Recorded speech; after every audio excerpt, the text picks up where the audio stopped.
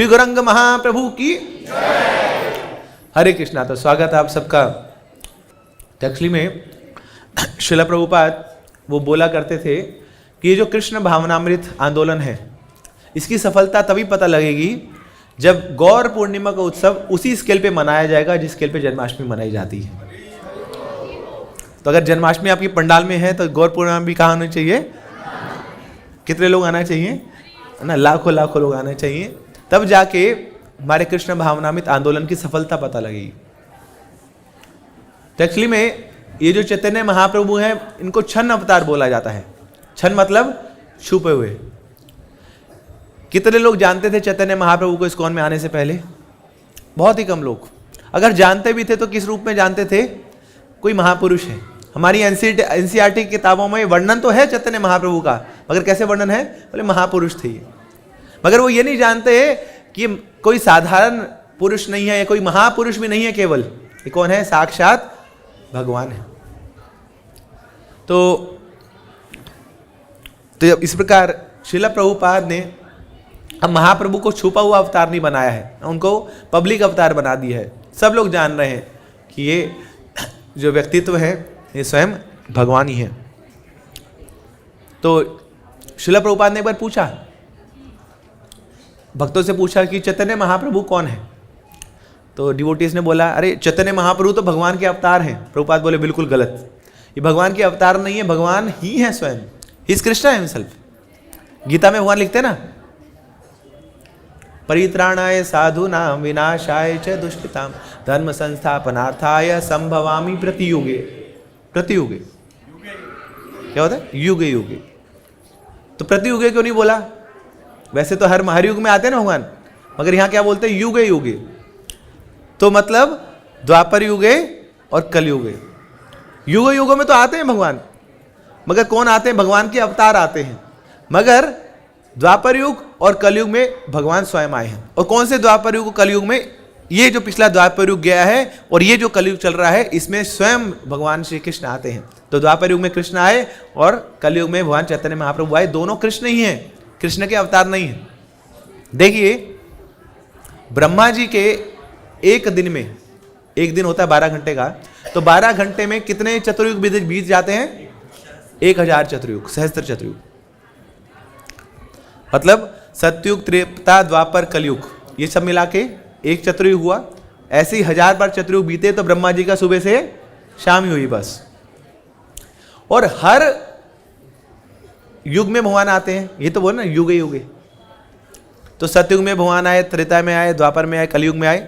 फिर अगला जो चतुर्युग आया, सतयुग, त्रेता, द्वापर, कली। फिर अगला जो चतुर्युग आया, सतयुग, त्रेता, द्वापर, कली। सब में भगवान आते। मगर हर बार जो कलयुग आता है उसमें गौरांग महाप्रभु नहीं आते।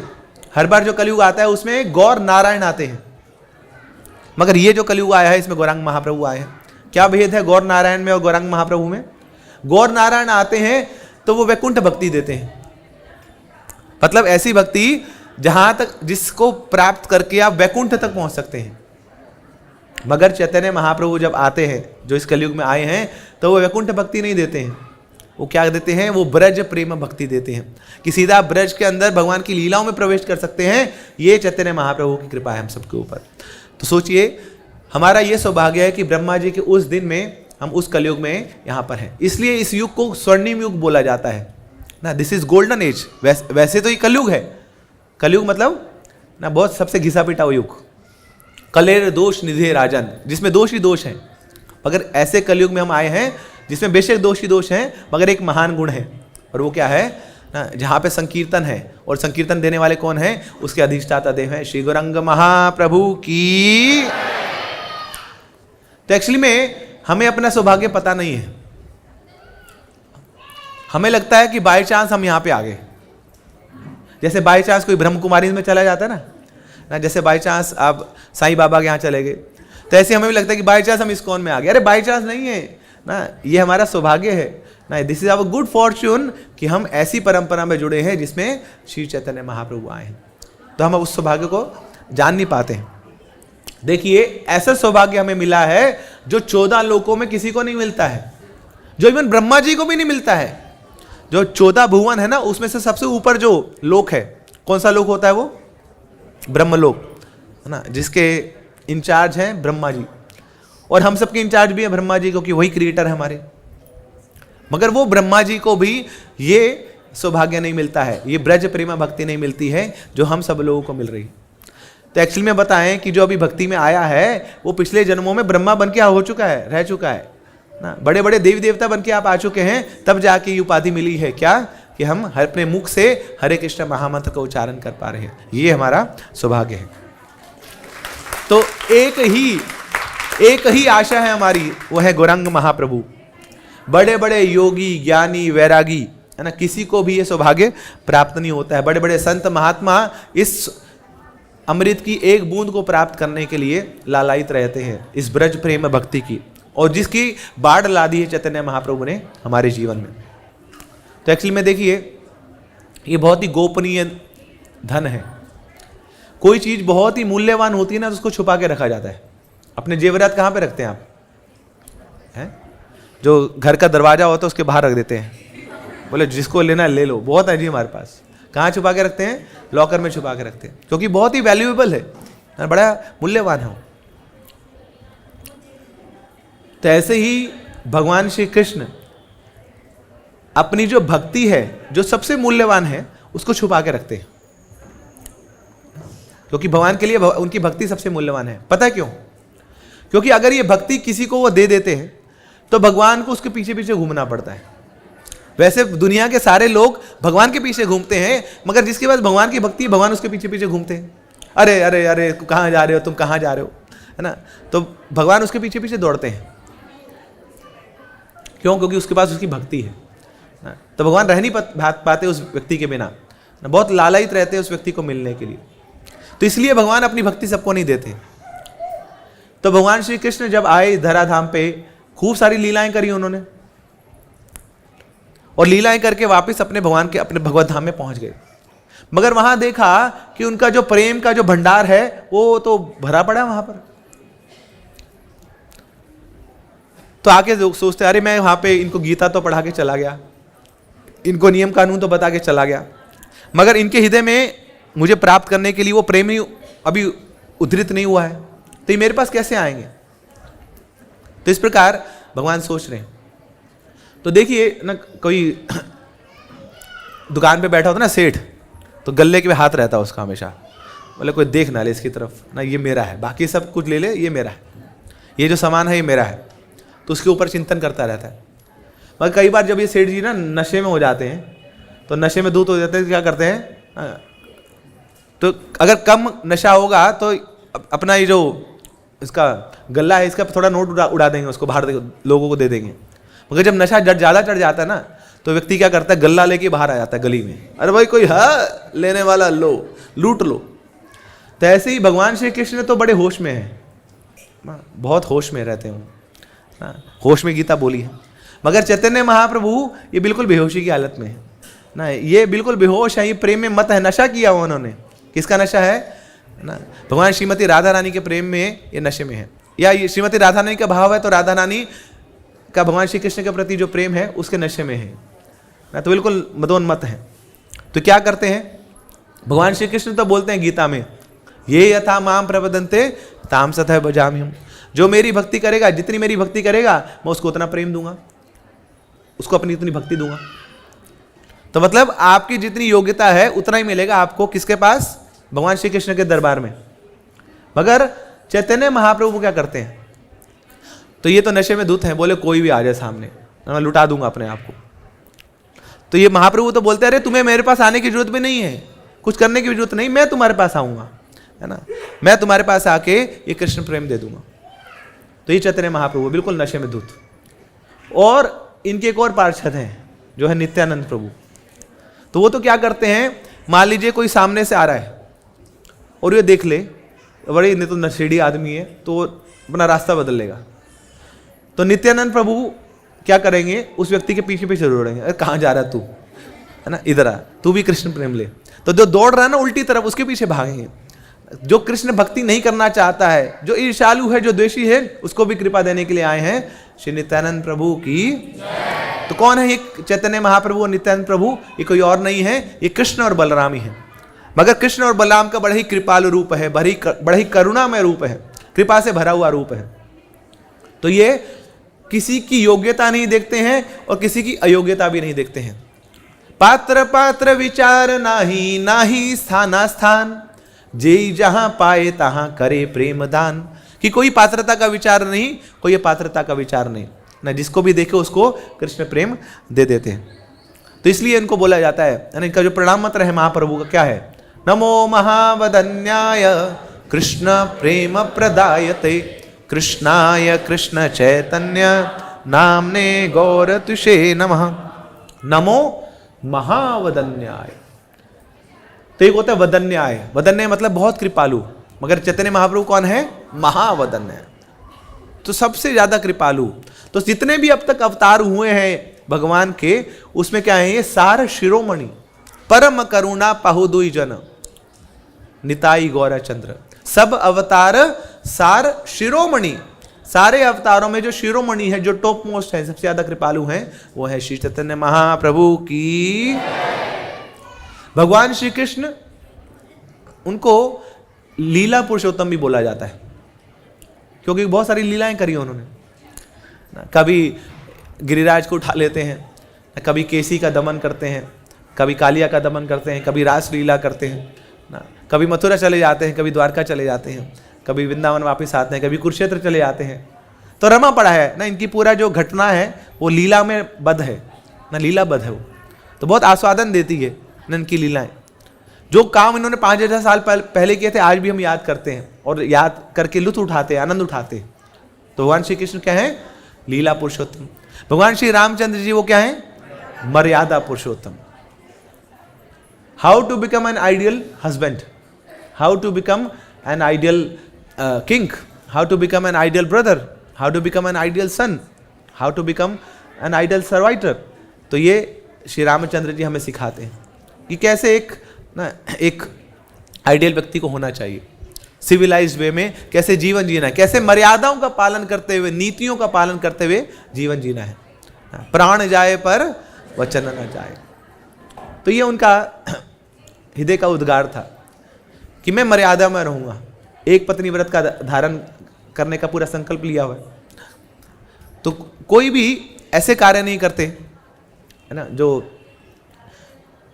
जिसको लोग फॉलो ना कर पाए। तो एक तरफ ये है ना जो मर्यादा पुरुषोत्तम है, दूसरी तरफ भगवान श्री कृष्ण सारी मर्यादाओं को तोड़ने वाले हैं, एक एक करके चुन चुन करके ना सारी मर्यादाएं तोड़ी, भंग करी उन्होंने। तो भगवान श्री कृष्ण की लीलाएं जब सुनते हैं तो थोड़ा दिमाग घूमता है ना। और श्रील प्रभुपाद ने लिखा है अपनी बुक्स में, बोले भगवान श्री कृष्ण की लीलाएं बनी इसलिए ताकि लोगों का दिमाग घूमे, है ना। वैसे तो घूमता नहीं है ये, सड़ता रहता है एक जगह बैठ के, तो यहाँ दिमाग घूमे तो इसलिए भगवान श्री कृष्ण की लीलाएं। मगर तो भगवान श्री कृष्ण की लीलाओं का आप अनुकरण नहीं कर सकते, यू कैन नॉट इमिटेट। कोई आता है श्रील प्रभुपाद के पास आके बोलता है स्वामी जी ना एक यहाँ वेस्टर्न वर्ल्ड में एक नए भगवान का अवतार हुआ है। प्रभुपाद बोले अच्छा, उसको बुलाओ, मेरी अपॉइंटमेंट कराओ उसके साथ। तो बोले स्वामी जी क्या करेंगे आप? बोले कुछ नहीं, उसको लेके जाऊंगा मथुरा में, बोलूंगा गोवर्धन उठाओ ना। जिस दिन गोवर्धन उठा लेंगे माला बना देंगे, अपने मंदिर में ये भगवान हटा के उसकी फोटो रख देंगे हम। तो भगवान की लीलाएं कोई इमिटेट नहीं कर सकता है, वो अनुकरणीय नहीं है। मगर श्री रामचंद्र जी की लीलाएं ऐसे हैं ना, उसको कोई इमिटेट भी कर ले एज इट इज, उसमें कोई बुराई नहीं है। तो भगवान श्री कृष्ण की लीलाएं आप अनुसरण कर सकते हैं, भगवान श्री रामचंद्र की लीलाएं आप अनुकरण भी कर सकते हैं, यू कैन डायरेक्टली इमिटेट। मगर कलयुग में जो भगवान आते हैं श्री चैतन्य महाप्रभु, उनको बोला जाता है प्रेम पुरुषोत्तम। तो भगवान श्री कृष्ण लीलाओं से मोहित करते हैं, श्री रामचंद्र जी अपने मर्यादाओं से मोहित करते हैं सब जीवात्माओं को, और भगवान गौरचंद्र अपने प्रेम से सबको मोहित कर लेते हैं। कितना उदार हृदय है उनका ना, कितना सबके लिए मरने वाला हृदय है उनका। बड़ा ही द्रवित हृदय रहता है हमेशा, बड़ा ही कोमल हृदय रहता है। सबको वो इंक्लूसिव ना, सबको इकट्ठा करके भगवान के धाम लेके जाने की इच्छा है श्री चैतन्य महाप्रभु। तो इस प्रकार ब्रज प्रेम भक्ति देने आए हैं चैतन्य महाप्रभु, जो ब्रह्मा जी को भी दुर्लभ है। ब्रह्मार दुर्लभ प्रेम, सारे देवी देवता भी ये जो कलयुग के लोग हैं ना, इनकी आराधना करते हैं। कि वो देवी देवता ये बोलते हैं कि अरे जो सौभाग्य 60,000 साल तपस्या करके भी नहीं मिल पाता था, वो कलयुग वाले लोगों को नाच गा के मिल जाता है। ऊपर से फीस और मिल जाती है इनको नाच लगाने के बाद, हर प्रोग्राम के बाद इनके लिए प्रसाद है, फीस प्रसाद है। तो केवल क्या करो, नाचो गाओ भक्त संगे करो संकीर्तन, अचिरत पावो तुम्ही। तो बहुत ही जल्दी, अचिरत, बड़ी जल्दी आपको कृष्ण का प्रेम मिल जाएगा। केवल क्या करना है, हरे कृष्णा कृष्णा कृष्णा हरे हरे, हरे रामा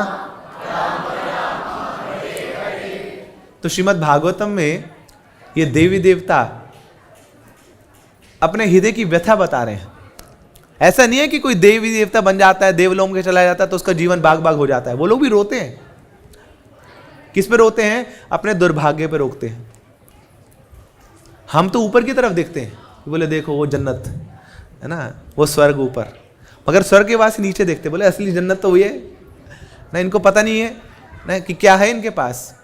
क्या बोलते हैं वो, ना यत्र वैकुंठ कथा सुदापका, ना साधवो भागवतस्तत आशया, ना यत्र यज्ञेश मखा महोत्सवा, सुरेश लोको न वै ससेव्यताम। अरे ऐसे सुरेश लोकों में, ऐसे देवलोकों में रहने का क्या फायदा। ना यत्र वैकुंठ कथा सुदापका, कि जहां पे ये वैकुंठ की कथाएं, गोलोक की कथाएं नहीं होती हैं, तो ऐसे देवलोक में रहने का क्या फायदा। क्या होता है देवलोक में, वहां तो मेनका है, वहां तो रंभा है ना, उनके सब पार्षद हैं, तो वहां पे खूब नृत्य चलता रहता है ना। यहाँ पे दम भरो और फिर वहां पे नृत्य करो, तो ये चलता रहता है बस देवलोक में। तो ना यत्र वैकुंठ कथा सुदापका, तो ऐसे देवलोकों में रहने का क्या फायदा है जहां पर हरि की कथाएं नहीं होती हैं। और वो लोग जब देखते हैं भूलोक में, बोले यहाँ तो चप्पे चप्पे में कथाएं चल रही है ना। अरे वहां छोड़िए, वृंदावन छोड़िए, अयोध्या छोड़िए, यहाँ तो दिल्ली में कथाएं चलती रहती हैं, भागवत कथाएं चलती रहती हैं, हर नुक्कड़ हर कोने पे भागवत कथाएं चलती हैं। अभी हम अयोध्या जाने का प्रयास कर रहे हैं। हमने वहां रूम कराए थे, तो 3 महीना पहले रूम करा लिए। उसके बाद क्या हुआ, वो होटल वाला रूम कैंसिल कर दिया हमें। बोले आप लोग तो 3 दिन के लिए आ रहे हैं, हमारे पास तो 7-7 दिन की बुकिंग आ रही है, सब भागवत कथाएं करने के लिए आ रहे हैं, कैंसिल कर दिया रूम उन्होंने। क्यों ना, बहुत उत्साह है लोगों में ना, राम लला आ चुके हैं, अब राम लला की कथा सुनने का मौका मिल रहा है। तो ये सौभाग्य कहाँ मिल रहा है, इस भूलोक में बैठे बैठे। ऊपर के लोगों में कोई कथा नहीं है। तो ना यत्र वैकुंठ कथा सुदापका, ना साधवो भागवत सदाश्रया, कि ऐसे सुरेश लोकों में रहने का क्या फायदा जहां पे भगवान के साधु नहीं है, भगवान के भक्त नहीं है, जो हरि कथा सुनाते हैं, जो भगवान की याद दिलाते हैं। तो क्या फायदा ऐसे लोकों में रहने का। ना यत्र यज्ञेश मखा महोत्सवा, कि ऐसे सुरेश लोकों में रहने का नहीं, कोई फायदा नहीं है जहां पर हर रोज उत्सव नहीं होते हैं, हरि नाम के उत्सव नहीं होते हैं ना। तो यहां तो प्रभुपाद जी ने बोला है ना, in ISKCON every day is a festival, हर रोज फेस्टिवल है। आज इसका आविर्भाव दिवस है, आज कल इसका तिरुभाव दिवस है। कोई आता है तभी हम फेस्टिवल मनाते हैं, कोई चला जाता है तभी फेस्टिवल मनाते हैं। कई बार लोग बड़े कंफ्यूज हो जाते हैं, नए नए आते हैं ना जब इस्कॉन में, बोले प्रभु जी किसी का बर्थडे मना रहे हैं वो तो ठीक है ना, कि बर्थडे आए थे तो बर्थडे मनाते, हम भी मनाते हैं तो इनका भी बर्थडे मना लीजिए। मगर कोई चला गया, उस दिन भी आप नाचते कूदते हैं, मतलब उस दिन तो कम से कम ठीक है आप कीर्तन कर लीजिए, मगर नाच रहे हैं गा रहे हैं, ऐसा क्यों करते हैं। तो जिस दिन वो आए तो वो भी सौभाग्य का दिन है। क्यों? क्योंकि वो भगवान का धाम छोड़ के हमारे पास आए हैं, हमें सौभाग्य देने के लिए। तो हम खूब जंप लगाते हैं, कूदते हैं कि देखो है ना, यहाँ पर अद्वैताचार्य आए थे ना, इस दिन जगदानंद पंडित आए थे ना, इस दिन नित्यानंद प्रभु आए थे, इस दिन गौरांग महाप्रभु आए, तो हम वी सेलिब्रेट दैट डे। मगर जिस दिन वो चले भी जाते हैं उस दिन भी उत्सव है हमारे लिए। क्यों? क्योंकि अब ये भौतिक शरीर छोड़ के भगवान के धाम वापस पहुंच चुके हैं, वो एक हो चुके हैं भगवान के साथ, भगवान की लीलाओं में अब वो सम्मिलित हो चुके हैं, इसलिए हम वो भी सेलिब्रेट करते हैं। तो अपीयरेंस डे भी सेलिब्रेशन है और डिसअपीयरेंस डे भी सेलिब्रेशन है। तो every day is a festival भक्तों के लिए। तो कोई भी मौका मिल जाए, किसी का बर्थडे है, किसी की मैरिज एनिवर्सरी, पकड़ लो, बोले अब हरि नाम होगा, अब प्रसाद होगा। यही तो, जैसी तो जीवन होना चाहिए, और क्या है। गोलोक में भी यही होता है ना। तो कोई लोग चले जाएंगे ना महाप्रभु के पास, महाप्रभु आज खाली खाली लग रहा है कुछ, महाप्रभु बोलते चलो जी, इसने बुलाया था परमानंद पुरी ने, बड़े दिन हो गए इनके घर चलते हैं। बहुत दिन बोले थे ना प्रभु जी आप आते नहीं हमारे घर, आते नहीं है, महाप्रभु आइए ना हमारे घर। तो महाप्रभु बोले ठीक है, अकेले नहीं आऊँगा, पलटन लेके आऊँगा। तो पहुँच जाते थे सबके साथ वहाँ पे। तो वहाँ खूब वो बुकिंग करेंगे, महाप्रभु खूब कीर्तन करते थे, उनके साथ सब लोग नृत्य करते थे, प्रसाद होता था। तो ये फेस्टिवल है, every day is a festival. मगर ये उत्सव ऊपर नहीं होते। तो इस प्रकार ये हमारा सौभाग्य है कि हमें चैतन्य महाप्रभु की कृपा मिली है। तो इतने कृपालु महाप्रभु, देखिए कोई राजा होता है ना, वो ज्यादा से ज्यादा अपने साम्राज्य के बारे में सोच लेगा, मगर महाप्रभु ऐसे राजा हैं कि वो अपने साम्राज्य से बाहर निकल के विरजा नदी को पार करके इस गंदे से मैले कुचैले भूलोक में आते हैं, भौतिक संसार में आते हैं और यहाँ पे हमें कृष्ण प्रेम बांटते हैं। तो ये महाप्रभु की कृपा है। कोई बहुत बड़ा प्रोफेसर होगा, आईआईटी का प्रोफेसर होगा, आईएम का प्रोफेसर होगा, तो वो बड़ी बड़ी बातें तो कर लेगा, मगर अगर वहाँ पे जो बच्चे हैं ना, उनको स्पून फीडिंग की आवश्यकता है तो वो नहीं कराएगा, उनके लेवल पे आ नहीं पाएगा वो, क्योंकि उसका अपना होता है, भैया आईआईटी के प्रोफेसर हैं, तुम टुच्चे पुच्चे लोग, तुम्हें सिखाते नहीं काम। मगर चैतन्य महाप्रभु ना है तो स्वयं भगवान कृष्ण ना, he is the top most professor. मगर जब वो आते हैं भूलोक में तो क्या करते हैं, खुद इतने छोटे से अपने आप को भक्त दिखाते हैं, अरे मैं सिखाता हूं तुम्हें भक्ति कैसे करनी है। तो अपनी आचार्य प्रभु जीवे ने सिखाए, अपने आचरण से महाप्रभु सिखाने लग जाते हैं, हाथ पकड़ के महाप्रभु में सिखाते हैं ना कि देखो ऐसे विनम्र बनना है, ऐसे हरि नाम करना है, ऐसे भागवत को पढ़ना है, ऐसे प्रसाद बांटना है, हर एक चीज बताई है महाप्रभु ने। चैतन्य चरितामृत कोई पढ़ ले ना तो उसका जीवन सफल हो जाए। हर एक छोटी से छोटी माइन्यूट चीज चैतन्य महाप्रभु के आचरण से हम सीख सकते हैं कि कैसे एक भक्त को होना चाहिए, क्या उसका शिष्टाचार होना चाहिए। तो इस प्रकार चैतन्य महाप्रभु आए हैं हम सबका सौभाग्य बढ़ाने के लिए, हम सबको कृष्ण प्रेम देने के लिए। किसके माध्यम से? हरे कृष्णा कृष्णा कृष्णा हरे हरे, हरे राम राम राम। तो हरि नाम देने के लिए आए महाप्रभु। मगर शास्त्र बताता है कि ये जो भगवत प्रेम देना, हरि नाम देना, ये चैतन्य महाप्रभु के आने का बाह्य कारण है। This is just external reason, ये रियल रीजन नहीं है, ये आंतरिक कारण नहीं है। तो आंतरिक कारण कुछ और है। तो चैतन्य महाप्रभु के हृदय में कैसे ये इच्छा प्रकट हुई, या भगवान श्री कृष्ण के हृदय में कैसे इच्छा ये प्रकट हुई कि मुझे जाना है चैतन्य महाप्रभु के रूप में? तो सत्युग की बात है, एक छोटा सा भक्त, कद काठी छोटी थी, आयु छोटी थी, मगर भक्ति में बहुत ऊंचा था। प्रहलाद महाराज की पिताजी बहुत क्रूर है, बहुत यातनाएं सहन करनी पड़ती है छोटे से बच्चे को अपने पिता से, और अंततः इस बच्चे की भक्ति इतनी प्रगाढ़ हो जाती है कि भगवान को बुला लेती है। और कैसा रूप? अति अद्भुत रूपम श्री नरसिंह देव भगवान की ना, ऐसा रूप ना भूतो ना भविष्यति ना, आधा नर आधा सिंह, और खुखार ना वहां पे जोर जोर से ललकार रहे हैं उस हिरण्यकशिपु को। अपनी जंघा पे हिरण्यकशिपु को रखते हैं ना, पूरा छाती चीर देते हैं, उसकी आंतड़ियां बाहर निकाल लेते हैं। तो इस प्रकार बड़ा अद्भुत रूप लिया भगवान श्री कृष्ण ने नरसिंह देव का। अब इस समय तो सिंह के रूप में है और सामने वो छोटे से बालक है प्रहलाद। तो क्या करते हैं, अब इसको फेंकते हैं बाहर हिरण्यकशिपु को, अब प्रहलाद महाराज को ना अपनी गोदी में बिठाते हैं। वो क्या करते हैं, चाटने लग जाते हैं प्रहलाद महाराज को। क्यों? क्योंकि शेर है ना, शेर क्या करता है, अपने बच्चों को क्या करता है, प्यार दिखाना तो चाटता है उसको। तो ऐसे ही उग्रो अपि अनुग्रह एवायम, तो वैसे तो उग्र रूप है भगवान नरसिंह देव, मगर वो जो शेर है वो सबके लिए उग्र है, मगर शेर अपने बच्चे के लिए क्या है ना, वो तो ममता दिखाता है।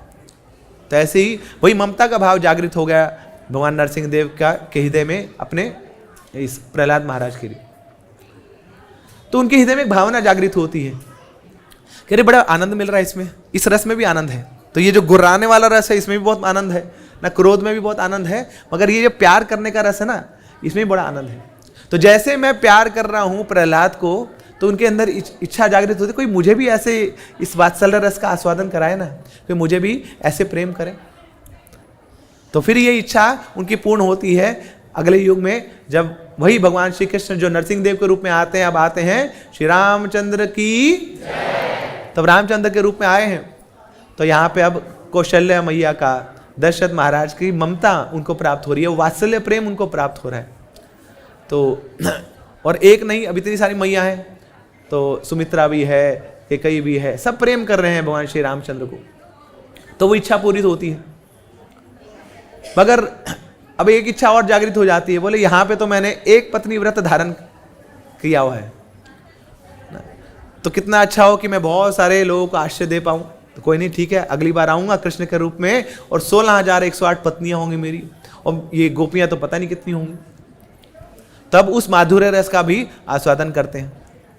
तो पहले वात्सल्य रस का आस्वादन किया, फिर माधुर्य रस का आस्वादन किया, और अब वो आते हैं श्री चैतन्य महाप्रभु के रूप में, जो एक और रस का आस्वादन करते हैं जिसको बोला जाता है मौदार्य रस।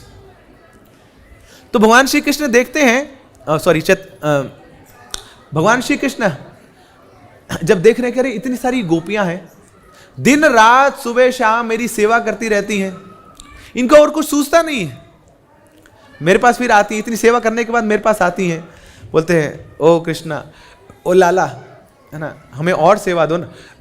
तो भगवान श्री कृष्ण को लगता है कि ठीक है, इनकी इच्छा पूरी कर दूंगा मैं, तो इनका मेरे ऊपर जो ऋण है ना इनका, उससे मुक्त हो जाऊंगा। तो भगवान बोलता है ठीक है, अगर तुम मेरी सेवा करने में खुश हो तो मेरी और सेवा कर लो, तो मेरा कम से कम बोझा तो कम होगा।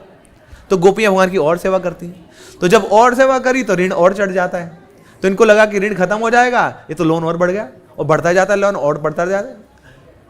तो अब एक दिन बैठे और सोच रहे हैं भगवान श्री कृष्ण कि मेरे अंदर ऐसा क्या है कि ये लोग पागल है मेरे लिए। सुबह देखो तो मेरा चिंतन, दोपहर को देखो तो मेरा चिंतन, रात को तो जैसी बंसी बजाता हूं दौड़ी चली आती हैं, सब कुछ छोड़ छाड़ के मेरे पीछे आ जाती हैं, तो मेरे अंदर ऐसा है क्या। तो भगवान श्री कृष्ण को खुद ही नहीं पता कि उनके अंदर ऐसा है क्या। द्वारका की बात है, एक बार तो भगवान श्री कृष्ण का जो महल है ना वहाँ, तो महल पूरा डायमंड से बना हुआ है, रूबी से बना हुआ है, ठाकुर जी का महल है ना। तो आप जाने वाले हैं थोड़े दिनों में रुक्मिणी द्वारकाधीश के नए मंदिर में, तो वैसी अनुभूति होने वाली है जो वहाँ पे वो द्वारका का वो महल था, द्वारकाधीश का महल, तो ऐसा ठाकुर जी का आलीशान बंगला बनने वाला है।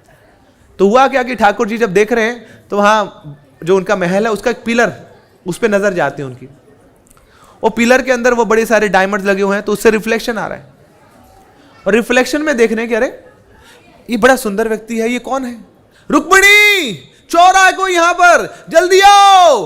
तो सारे वहां पे सैनिकों को बुला लेते, सब कुछ खूब हल्ला करते हैं, तो सब आके देख रहे, बोले ये खंबे के अंदर कौन सा चोर है, बोले कहाँ है, हमें तो कुछ दिख नहीं रहा, बोले वो देखो खंबे के अंदर। खंबे के अंदर कौन है अंदर, बोले ये तो रहा, दिख नहीं रहा, अंधे हो तुम लोग। तो क्या करते, पूरा वहां अंदर घुस के जाके दिखाते, बोले ये देखो ये, बोले ये कोई नहीं है, ये तो रिफ्लेक्शन है तुम्हारी। बोले मेरी, मैं इतना सुंदर, मुझे खुद ही नहीं पता कि मैं इतना सुंदर हूं। तो ऐसे एक बार कुएं में देखते हैं तो परछाई देखते हैं, बोले कुएं में कौन है वहां पे, आज कोई चोर बैठा रात को सेंध मारेगा, पकड़ो इसको। तो अपनी परछाई देख के मोहित हो रहे हैं, क्योंकि उनको खुद ही नहीं पता कि कितने सुंदर हैं वो, कितने मोहित करने वाले हैं वो। तो इस प्रकार भगवान नहीं जानते हैं अपनी मधुरता को, अपनी सुंदरता को, अपने बल को, अपने ज्ञान को, योग माया छुपा देती है उनको। तो ये पहला प्रश्न है भगवान के हृदय में उठता है कि अरे ये जो गोपियां हैं, ये जो श्रीमती राधा रानी है, इनको मुझ में ऐसा क्या मिलता है कि जो बार बार मेरे पीछे दौड़ती रहती है। तो इस प्रश्न का उत्तर पाने के लिए भगवान श्री कृष्ण आते हैं चैतन्य महाप्रभु के रूप में। दूसरा प्रश्न कि ये जो गोपियां हैं, ये जब मुझसे प्रेम करती हैं तो इनको क्या मिलता है उसमें, मुझसे प्रेम करके इनको क्या मिलता है, ये प्रेम की महिमा क्या है इनकी। और तीसरा क्वेश्चन है कि जब ये मेरे से प्रेम करती हैं तो इनको कितना रस मिलता है, उसका फ्रूट क्या है, कितना मजा मिलता है उनको।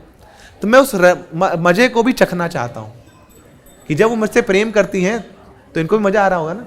जैसे कोई म्यूजिशियन है, वो जाए म्यूजिक शॉप पे, तो म्यूजिक शॉप पे बड़े सारे वहां पे इंस्ट्रूमेंट पड़े हुए हैं, तो वो जाता है वहां पे हारमोनियम पे, हरे कृष्णा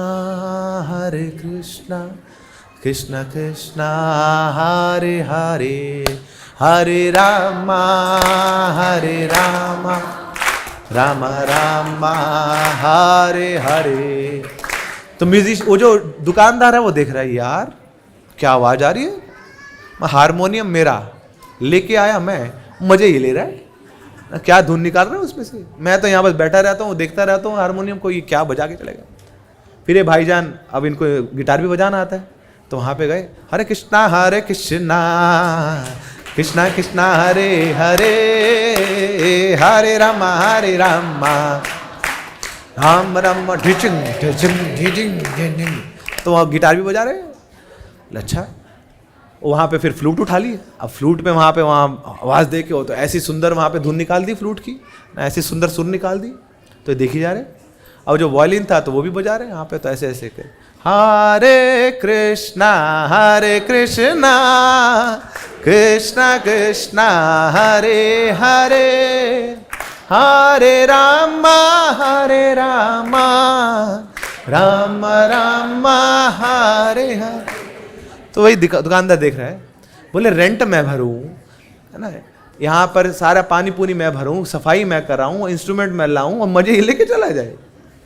तो एक दिन अब वो जो दुकानदार है उसकी भी इच्छा जागृत होती है, बोले मैं भी देखूंगा, मैं भी बजा के देखूंगा, मैं भी सीखूंगा, ये हारमोनियम कैसे बजता है उसमें कितना मजा आता है, ये गिटार कैसे बजता है उसमें कितना मजा आता है, ये वायलिन कैसे बजता है उसमें कितना मजा आता है, और ये फ्लूट कैसे बजती है, मैं भी बजाऊंगा, मैं भी मजा चाहूंगा। तो ऐसे ही भगवान श्री कृष्ण जब देखते हैं इन गोपियों को, बोलते मेरे पीछे पागल हैं, जहां जहां मैं जाता हूं ना पीछे पीछे आ जाती, जितने जितने जानिया उठाई चले आने हो, तो है क्या मेरे अंदर ऐसा, पीछे पीछे भागती, और फिर मुझे इतना प्रेम करती हैं, इनको इतना कष्ट भी होता है, रोती हैं बिलखती हैं, फिर भी मुझे छोड़ती नहीं है। तो कुछ तो मजा आ रहा होगा ना इनको, कुछ तो आनंद मिल रहा होगा, तो मुझे भी क्या करना पड़ेगा, अब मुझे भी इनका भाव लेना पड़ेगा, मुझे भी राधा रानी का भाव लेना पड़ेगा, और मुझे इस भूलोक में आना पड़ेगा, और मैं फिर देखूंगा कि कृष्ण भक्ति करके कितना आनंद मिलता है। तो वही कृष्ण जिसको श्रीमती राधा रानी प्राप्त करना चाहती हैं, अब वो श्री कृष्ण क्या करते हैं, अब वो राधा रानी का भाव ले लेते हैं और यहाँ पर आते हैं श्री चैतन्य महाप्रभु के रूप में, और अब वो कृष्ण भक्ति करते हैं, और ये जानने के लिए कि कृष्ण भक्ति करके कितना आनंद मिलता है, कितना मजा मिलता है, तो उस मजे को प्राप्त करने के लिए आते हैं। ये चैतन्य महाप्रभु के आने का अंदरूनी कारण है, this is the internal reason. जैसे एक चींटी है, तो चींटी पता नहीं कहाँ से घुस घुस के ना जहाँ पे चीनी है वहाँ पे पहुँच जाती है। अब चीनी सोचे यार मुझ में ऐसा क्या है कि ना कोई इन्फॉर्मेशन दी, ना कोई व्हाट्सएप मैसेज, ना कोई कम्युनिटी, ना कोई कॉलिंग, ये अपने आप ही आ जाती चींटियाँ, और एक नहीं पता नहीं कितनी चींटियाँ आ जाती मुझे खाने के लिए। तो मेरे अंदर ऐसा है क्या? तो चीनी को पता नहीं है कि उसके अंदर क्या है, कितनी चीनी है, कितना मिठास है। तो चीनी जानना चाहती तो क्या करना पड़ेगा, अब चीनी को चींटी बनना पड़ेगा।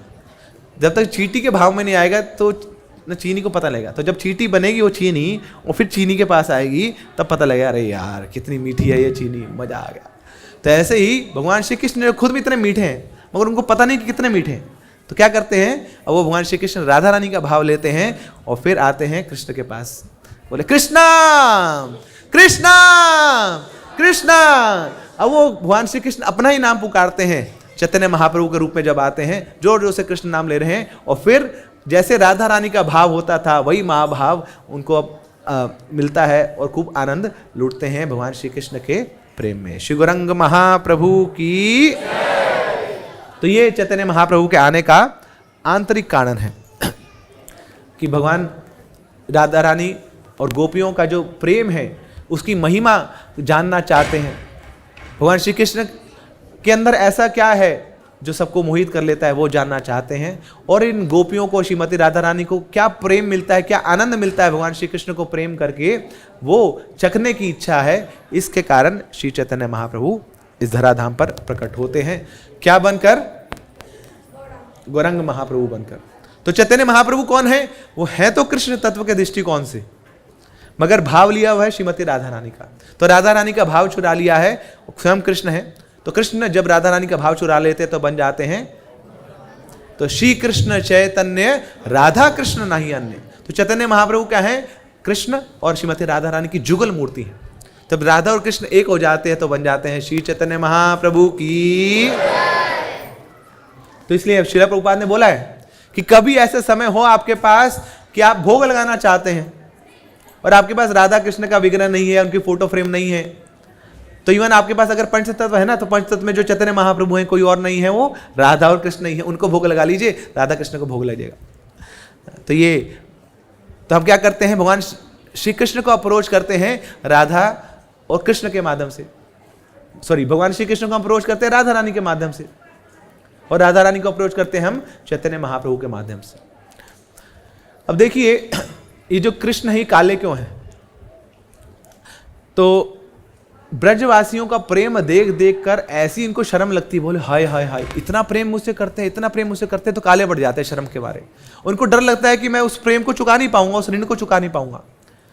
तो कई बार क्या होता है ना, लोन बहुत ज्यादा बढ़ जाता है, तो एक ही चारा बचता है उस समय, क्या होता है, भाग निकलो। तो ऐसे ही भगवान श्री कृष्ण भी ब्रज छोड़ के भाग गए, बोले मैं नहीं रह पाऊंगा यहाँ पर, इतना प्रेम ये मुझसे करते हैं, उस प्रेम के ऋण से मैं दबा जा रहा हूं, मैं इस प्रेम के ऋण को चुका नहीं पाऊंगा, भग लो। तो मथुरा निकल जाते हैं, वहीं से द्वारका भाग जाते हैं ना, 100 साल वापिस ही नहीं आए वहां पर। क्यों? क्योंकि प्रेम का जो ऋण था इतना बढ़ चुका था। तो ये चैतन्य महाप्रभु का आने का कारण है। तो हमारे आचार्य बड़े सुंदर एक एनोलॉजी देके समझाते हैं राधा कृष्ण की लीला को और चैतन्य महाप्रभु की लीला को।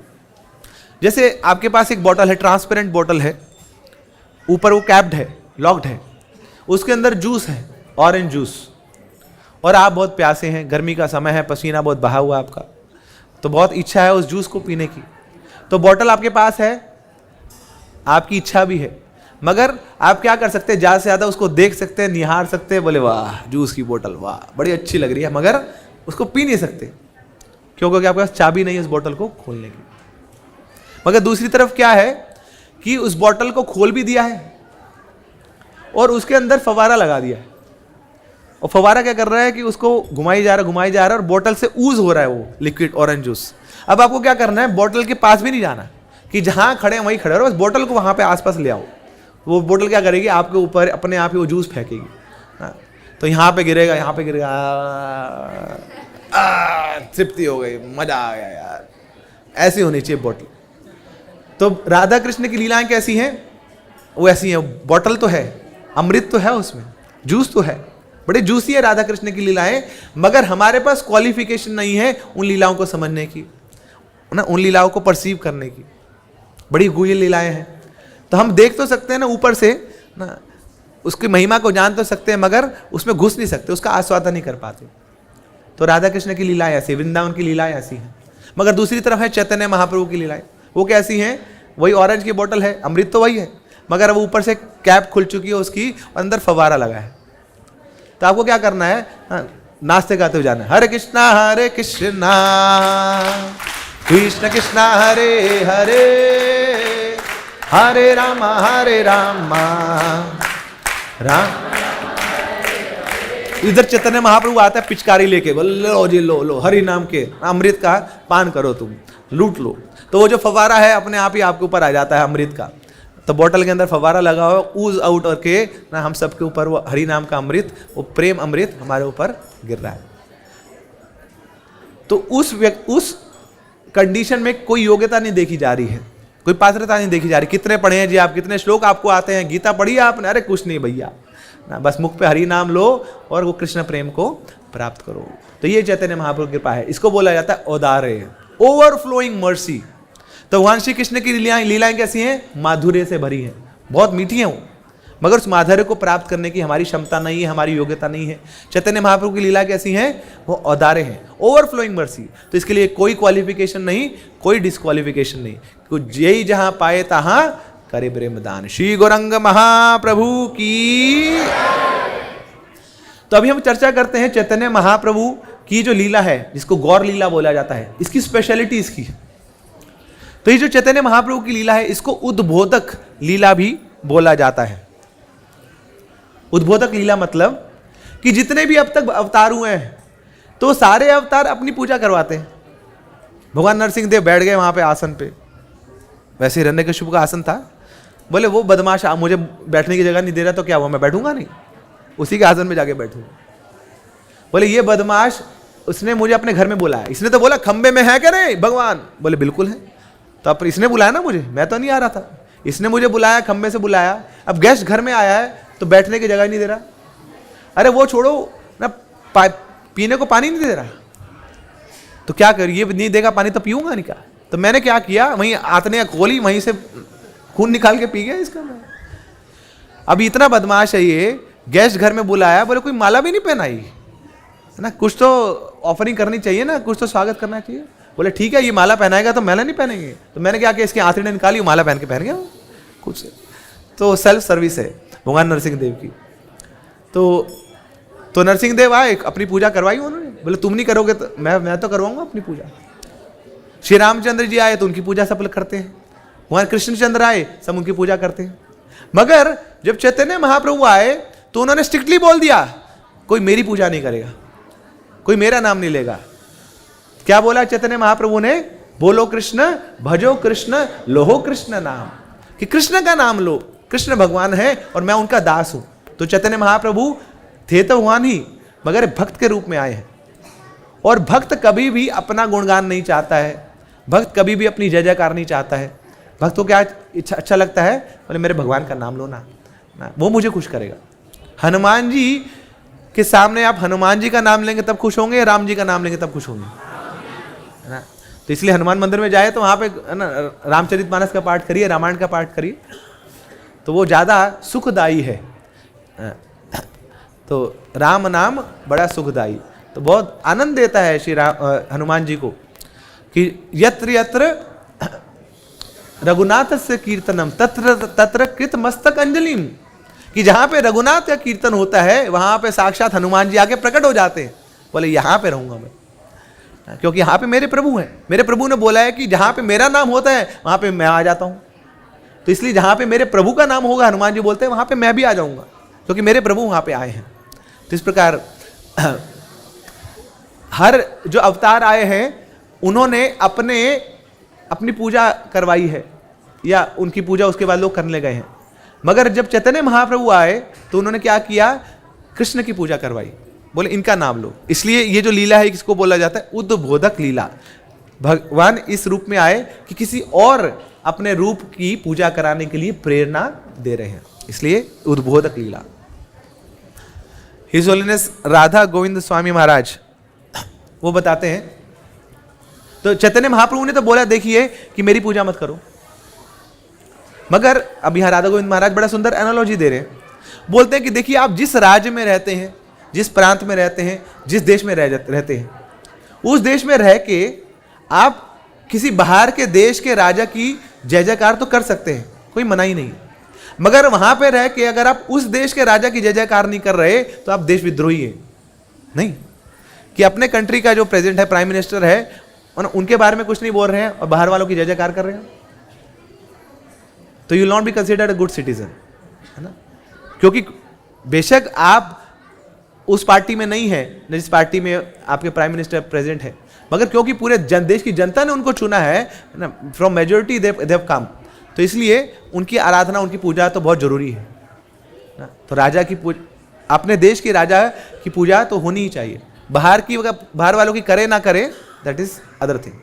तो ऐसे ही अभी हम कलयुग में हैं, और कलयुग के राजा कौन है, कौन है, कौन है? इतने धीमे से बोलेंगे राजा की।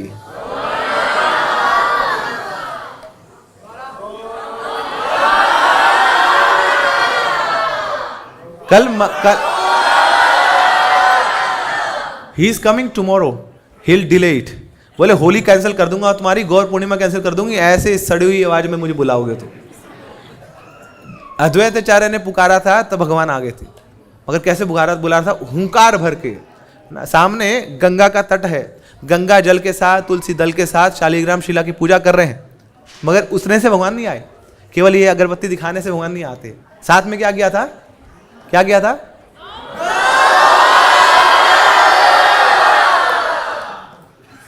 अभी तो पंडाल तक आपकी आवाज नहीं गई, वहां पे बुलाना आपको। 1 2 3 One time from the core of your heart, loudly. Go!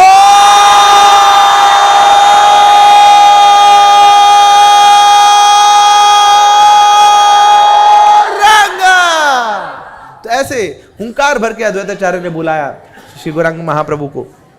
तो ऐसे ही राधा गोविंद महाराज बोलते हैं कि ठीक है कृष्णचंद्र उनकी पूजा करिए आप।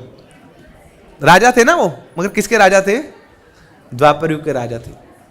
ठीक है रामचंद्र की जय जयकार करिए, राजा थे वो, पूजा कीजिए उनकी, मगर कहां के राजा थे? त्रेता युग के राजा थे। ठीक है नरसिंह देव की पूजा कीजिए, राजा थे वो, सतयुग के राजा थे, मगर कलयुग के राजा कौन है? श्री गौरांग महाप्रभु की। तो इनकी पूजा तो करनी ही करनी है। अगर कोई इसकी पूजा नहीं कर रहा है, गौरांग महाप्रभु की पूजा नहीं कर रहा है, तो उसकी कृष्ण प्रेम भक्ति कभी फलीभूत होगी नहीं ना, उसके हृदय में कृष्ण प्रेम जागृत हो ही नहीं सकता। यह शास्त्रों का निर्णय है कि जो चैतन्य महाप्रभु की आराधना नहीं करता है, चैतन्य महाप्रभु का नाम नहीं जपता है, तो बेशक महाप्रभु ने मना किया हमें, मगर हम लोग क्या करते हैं? हर कीर्तन में क्या बोलते हैं? निताई गौरा हरि बोल, हरि बोल, हरि बोल, गौर हरि बोल। इसके बिना कीर्तन अधूरा है ना, क्योंकि महाप्रभु का नाम ले लिया तो क्या राधा कृष्ण की, क्या हरि की भक्ति हमें मिलेगी। तो इसलिए हम हर जगह निताई गौरांग का नाम लेते हैं। तो भक्ति सिद्धांत महाराज बताते हैं कि जो आम होता है उसकी अलग अलग स्टेजेस होती हैं। सबसे पहले वो हरा होगा, तो हरा के बाद थोड़ा सा उसमें हल्का सा पीलापन आएगा ना, फिर धीरे धीरे अब हरापन खत्म होता जा रहा है, पीलापन बढ़ता जा रहा है, और धीरे धीरे now it is completely yellow. कौन सा आम खाते हैं आप बताइए ना? Which one is most juicy? The yellow one. तो ऐसे ही भगवान भी अलग अलग रूप में आते हैं, अलग अलग विस्तारों में आते हैं, अलग अलग अवतार लेके आते हैं ना। तो कई बार हरे रूप में आते हैं, कई बार नीले रूप में आते हैं, कभी लाल रूप में आते हैं, मगर जब वो सारे अवतार बन जाते हैं येलो फॉर्म में, तो yellow form is the most juicy. और येलो फॉर्म कौन सा है? गौरांगम ना, गौर अंगा ना, जिसके अंग पूरे गौर हैं ना, पिघले सोने के सदृश हैं ना, one who is in the colour of the molten gold. तो वो गौरांग महाप्रभु जो गौर अंग है, तो वो कहें he is the supreme personality of God head. तो इनफैक्ट भगवान श्री कृष्ण को बोला जाता है supreme personality of God head, मगर हमारे आचार्य बताते हैं जो चैतन्य महाप्रभु हैं is the supreme perfection of God head ना। तो ये तो पर्सनालिटी है, मगर ये सारी पर्सनालिटीज के जो परफेक्शन है वो है Chaitanya Mahaprabhu. So Chaitanya Mahaprabhu is supreme perfection of Godhead. So Krishna is supreme personality of Godhead, Balaram is supreme servitorship of Godhead, and Chaitanya Mahaprabhu is supreme perfection of Godhead. तो अगर कोई ऐसे भगवान है जो बिल्कुल पूर्ण रूप में है, इसके ऊपर कुछ हो ही नहीं सकता, तो वो कौन से हैं? गौरांग। तो एक बार एक अकाउंटेंट था। अब अकाउंटेंट का काम क्या होता है? पैसों का लेन देन, इधर उधर लेन देन। तो लेन देन करते करते थोड़ा लेन देन इधर भी हो जाता है। अब क्या पता लगता है, बोले हर जगह नोट ही नोट है, तो थोड़ा सा इधर डाल लेंगे। मगर उसको पता नहीं था कि यार कैमरा लग चुका है, अब तो पकड़ लिया, उसको लेके गए। अब ये जो अकाउंटेंट था, इसको सबसे पहले ले गए श्री रामचंद्र जी की कोर्ट में। तो रामचंद्र जी बोलते हैं, बोले मर्यादा का उल्लंघन किया तूने, बदमाश, जेल में डाल दो इसको ना। ये लक्ष्मी ना, ये आराध्य होती है, किसी और की लक्ष्मी के ऊपर तेरी नजर है, डाल दो ना। तो मातृवत परदारेशु परद्रव्येशु लोष्टवत है ना, कि दो कोई सामने स्त्री है उसको माता समान समझिए, और कोई ऐसे द्रव्य है, पदार्थ है, धन है, ऐश्वर्य है जो आपका नहीं है, उसको ना, उसको स्टूल के समान ना, उसको लोष्टवत ना, मल के समान समझना चाहिए। तो डाल दो इसको जेल में, है ना, इसने किसी और के धन को अपना मान लिया है, जेल में डलवा देते हैं। तो फिर इसने केस डाल दिया वापस, बोले नहीं ये जजमेंट सही नहीं है। फिर दोबारा लॉयर लड़े, बोले दूसरे कोर्ट में लेके जाते हैं उसको। अब लेके जाते हैं कृष्णचंद्र के कोर्ट में।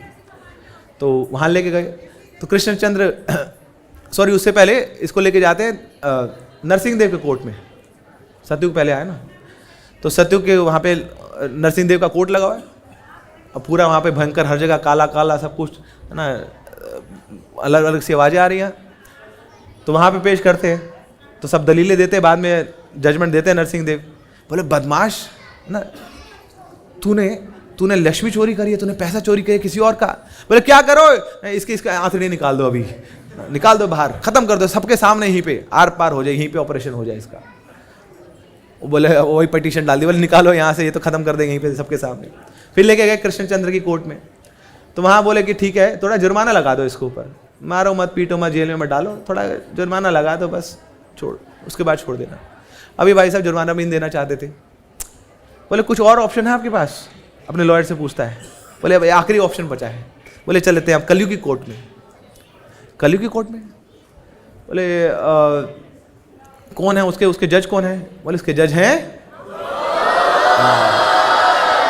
पीले कपड़े पहने होते हैं, है ना, और बिल्कुल संसार से वैराग्य उनका ना, अजानुलंबित भुजो कनकावधातो ना, वैराग्य विद्या निज भक्ति योगम, वैराग्य को धारण किया हुआ ने ना, कि किसी के प्रति कोई ईर्ष्या नहीं, कोई द्वेष नहीं है, कोई कामना नहीं है, सब कुछ छोड़ छाड़ के सन्यास लिया हुआ है। ऐसे ये जज बैठे यहाँ पर, तो उनकी कोर्ट में लेके गए। बोले ये तो और ज़्यादा कठोर होंगे, ये तो सन्यासी है, ये तो बड़े सारे नियमों का पालन करते हैं। बोले चिंता मत करो, अभी आ जाओ, जजमेंट तो आने दो। तो यहाँ पे गौरांग महाप्रभु बैठे हैं, उनके सामने अब दलीलें पेश करी जा रही हैं। तो जैसे ही बोलते हैं, फिर जजमेंट की बारी आती है, तो गौरांग महाप्रभु बोलते हैं, बोले ऐसा करो, इसको ना जितने अकाउंटेंट हैं उन सबका लीडर बना दो, एक बार गलती करी है दोबारा से नहीं करेगा, ये महाप्रभु का औदार्य है। बोले इसको माफ कर दो, छोड़ दो इसको, और पोजीशन बड़ी कर दो। क्यों? अब इसको समझने के लिए आपको मैं एक एग्जांपल देता हूं। ऐसी एक अकाउंटेंट था जो हमारे मंदिर में था, उसकी चोरी पकड़ी गई, और जो टेंपल के मैनेजर्स थे, कमांडर्स थे, वो सब उसको हाथ से पकड़ के गुरु महाराज के सामने लेके जाते। महाराज को बोलते, देखो महाराज हम आपको बार बार बोलते थे कुछ लीकेज हो रही है, कुछ घपला हो रहा है, ये चोरी करता है, बताओ क्या करें महाराज इसके साथ, इसको पुलिस में जमा करा दे, थाने में जमा करा दे, यही मारे आपके सामने, बताओ बताओ आप बताओ, जो आप बोलोगे वो करेंगे। तो महाराज बोलते हैं ऐसे करो, इसको ना 3 महीने का एक्स्ट्रा सैलरी दे के इसको घर भेज दो, वापस 3 महीने बाद आएगा तो इसको दोबारा से रख लेंगे। महाराज ये क्या बात, 3 महीने सैलरी भी दे दो और वापस भी रख लेंगे? तो महाराज बोलते देखो अगर ये मंदिर में रह के इतने सालों से उसके बाद भी चोरी कर रहा है, कि माला तो करता ही है, सब कुछ करता है, तो मतलब कोई ना कोई इसका रीजन होगा चोरी कर रहा है। फिर उससे पूछा आपका क्या क्यों कर रहे थे? बोले एक्चुअली मेरी वो बेटी की शादी है, पैसा मैं इकट्ठा कर नहीं पाया, सब इधर तो रो रहा था, बीमार थे लोग, ये खर्चा हो जाता था, कोरोना भी आ गया, ये हो गया, तो अब क्या करूं, बच्ची की शादी तो करानी है। आपको मैं इनको इंडिकेशन तो दिया था मैनेजर साहब को, कुछ मान तो रहे नहीं थे, तो मुझे क्या करना पड़ा, मुझे चोरी करनी पड़ी। और महाराज देख पा रहे थे, जान पा रहे थे कि कुछ तो रीज़न होगा। और जैसे ये सुना तो सबकी आंखों में आंसू। बोले क्या है ना, क्या महाराज की विजन है, तो कितनी कृपालु है महाराज, कितनी दया उनके हृदय में कि ऐसे व्यक्ति जो चोरी कर रहा है उसको सैलरी दे के घर भेज रहे हैं और बोल रहे वापस भी रख लेंगे, चिंता मत करो, जो आपका काम वो कराओ।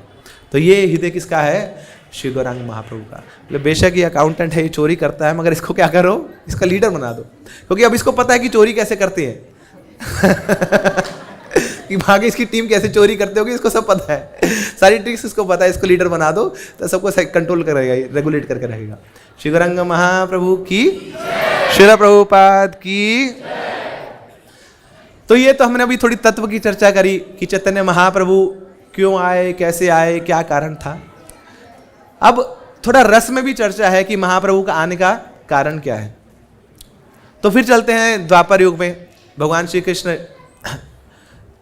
जब अपनी लीलाएं कर रहे हैं अपने सखाओं के साथ, अपने गोपियों के साथ, तो श्रीमती राधा रानी प्रतिदिन भगवान का इंतजार किया करती थी कि एक बार बस उनका दृष्टिपात मुझ पर हो जाए, उनका ना उनके सुंदर मुखमंडल का दर्शन मैं कर लूं, तो हृदय को बहुत आनंद मिल जाता था श्रीमती राधा रानी को। तो यहाँ टाइम दिया हुआ था श्रीमती राधा रानी को, भगवान श्री कृष्ण की आऊँगा मैं 4 बजे आऊँगा, 4 का 4:30 बजा, 5 बजा, 5:30 बजा, 6 बजा, अंधेरा हो गया, भगवान आए नहीं। अब राधा रानी तो बैठी है, मरती क्या करती ना, जीवन की एकमात्र आशा तो यही है, कहाँ जाऊँ इसको छोड़ के, कहाँ जाऊँ, कहाँ पाऊँ ब्रजेंद्र नंदन ना, कि हर जगह तो उन्हीं का ही चिंतन रहता है मुझे। यहाँ पे बैठी हूँ, यहाँ उनका चिंतन कर रही हूँ, घर जाऊँगी तो वहाँ कौन सा मुझे सुख मिल जाएगा, विरह की पीड़ा का जो सर्प है वहाँ भी डसता रहेगा मुझे, तो मुझे इंतजार करने दो। हाँ मुझे बहुत पीड़ा हो रही है, उनके बिना रहा नहीं जा रहा, मगर कुछ और गति भी तो नहीं है मेरे पास, कहाँ जाऊँ। मगर इनकी जो 2 लायर है ना आसपास खड़ी रहती हैं, ललिता विशाखा, बोले राधा रानी कब तक सहती रहोगी, जुल्म की भी एक सीमा होती है, है ना। पानी जब सर से ऊपर चढ़ जाता है ना तो फिर उसको सहा नहीं जाता है, कुछ करना पड़ेगा तुम्हें, चलो इसको तो हम सिखाएंगे। राधा ने बोले अरे छोड़ो ना, माफ कर दो, बेचारे गलती होगी तो ट्रैफिक जाम में फंस गया होगा बेचारा, क्या करे। अब ललिता विशाखा तो सब जानती है, बोले हमें पता है कि इसका ट्रैफिक जाम होगा ना, इतनी सारी सखियाँ इनकी सबसे मिलने में लगे होंगे ना, यहाँ पे लेट हो गया तुम्हारे साथ, भूल गया तुम्हें। तो जैसे तैसे करके अब ललिता विशाखा राधा रानी को ले जाती हैं ना, उनके अपने कुंज में ले जाती हैं।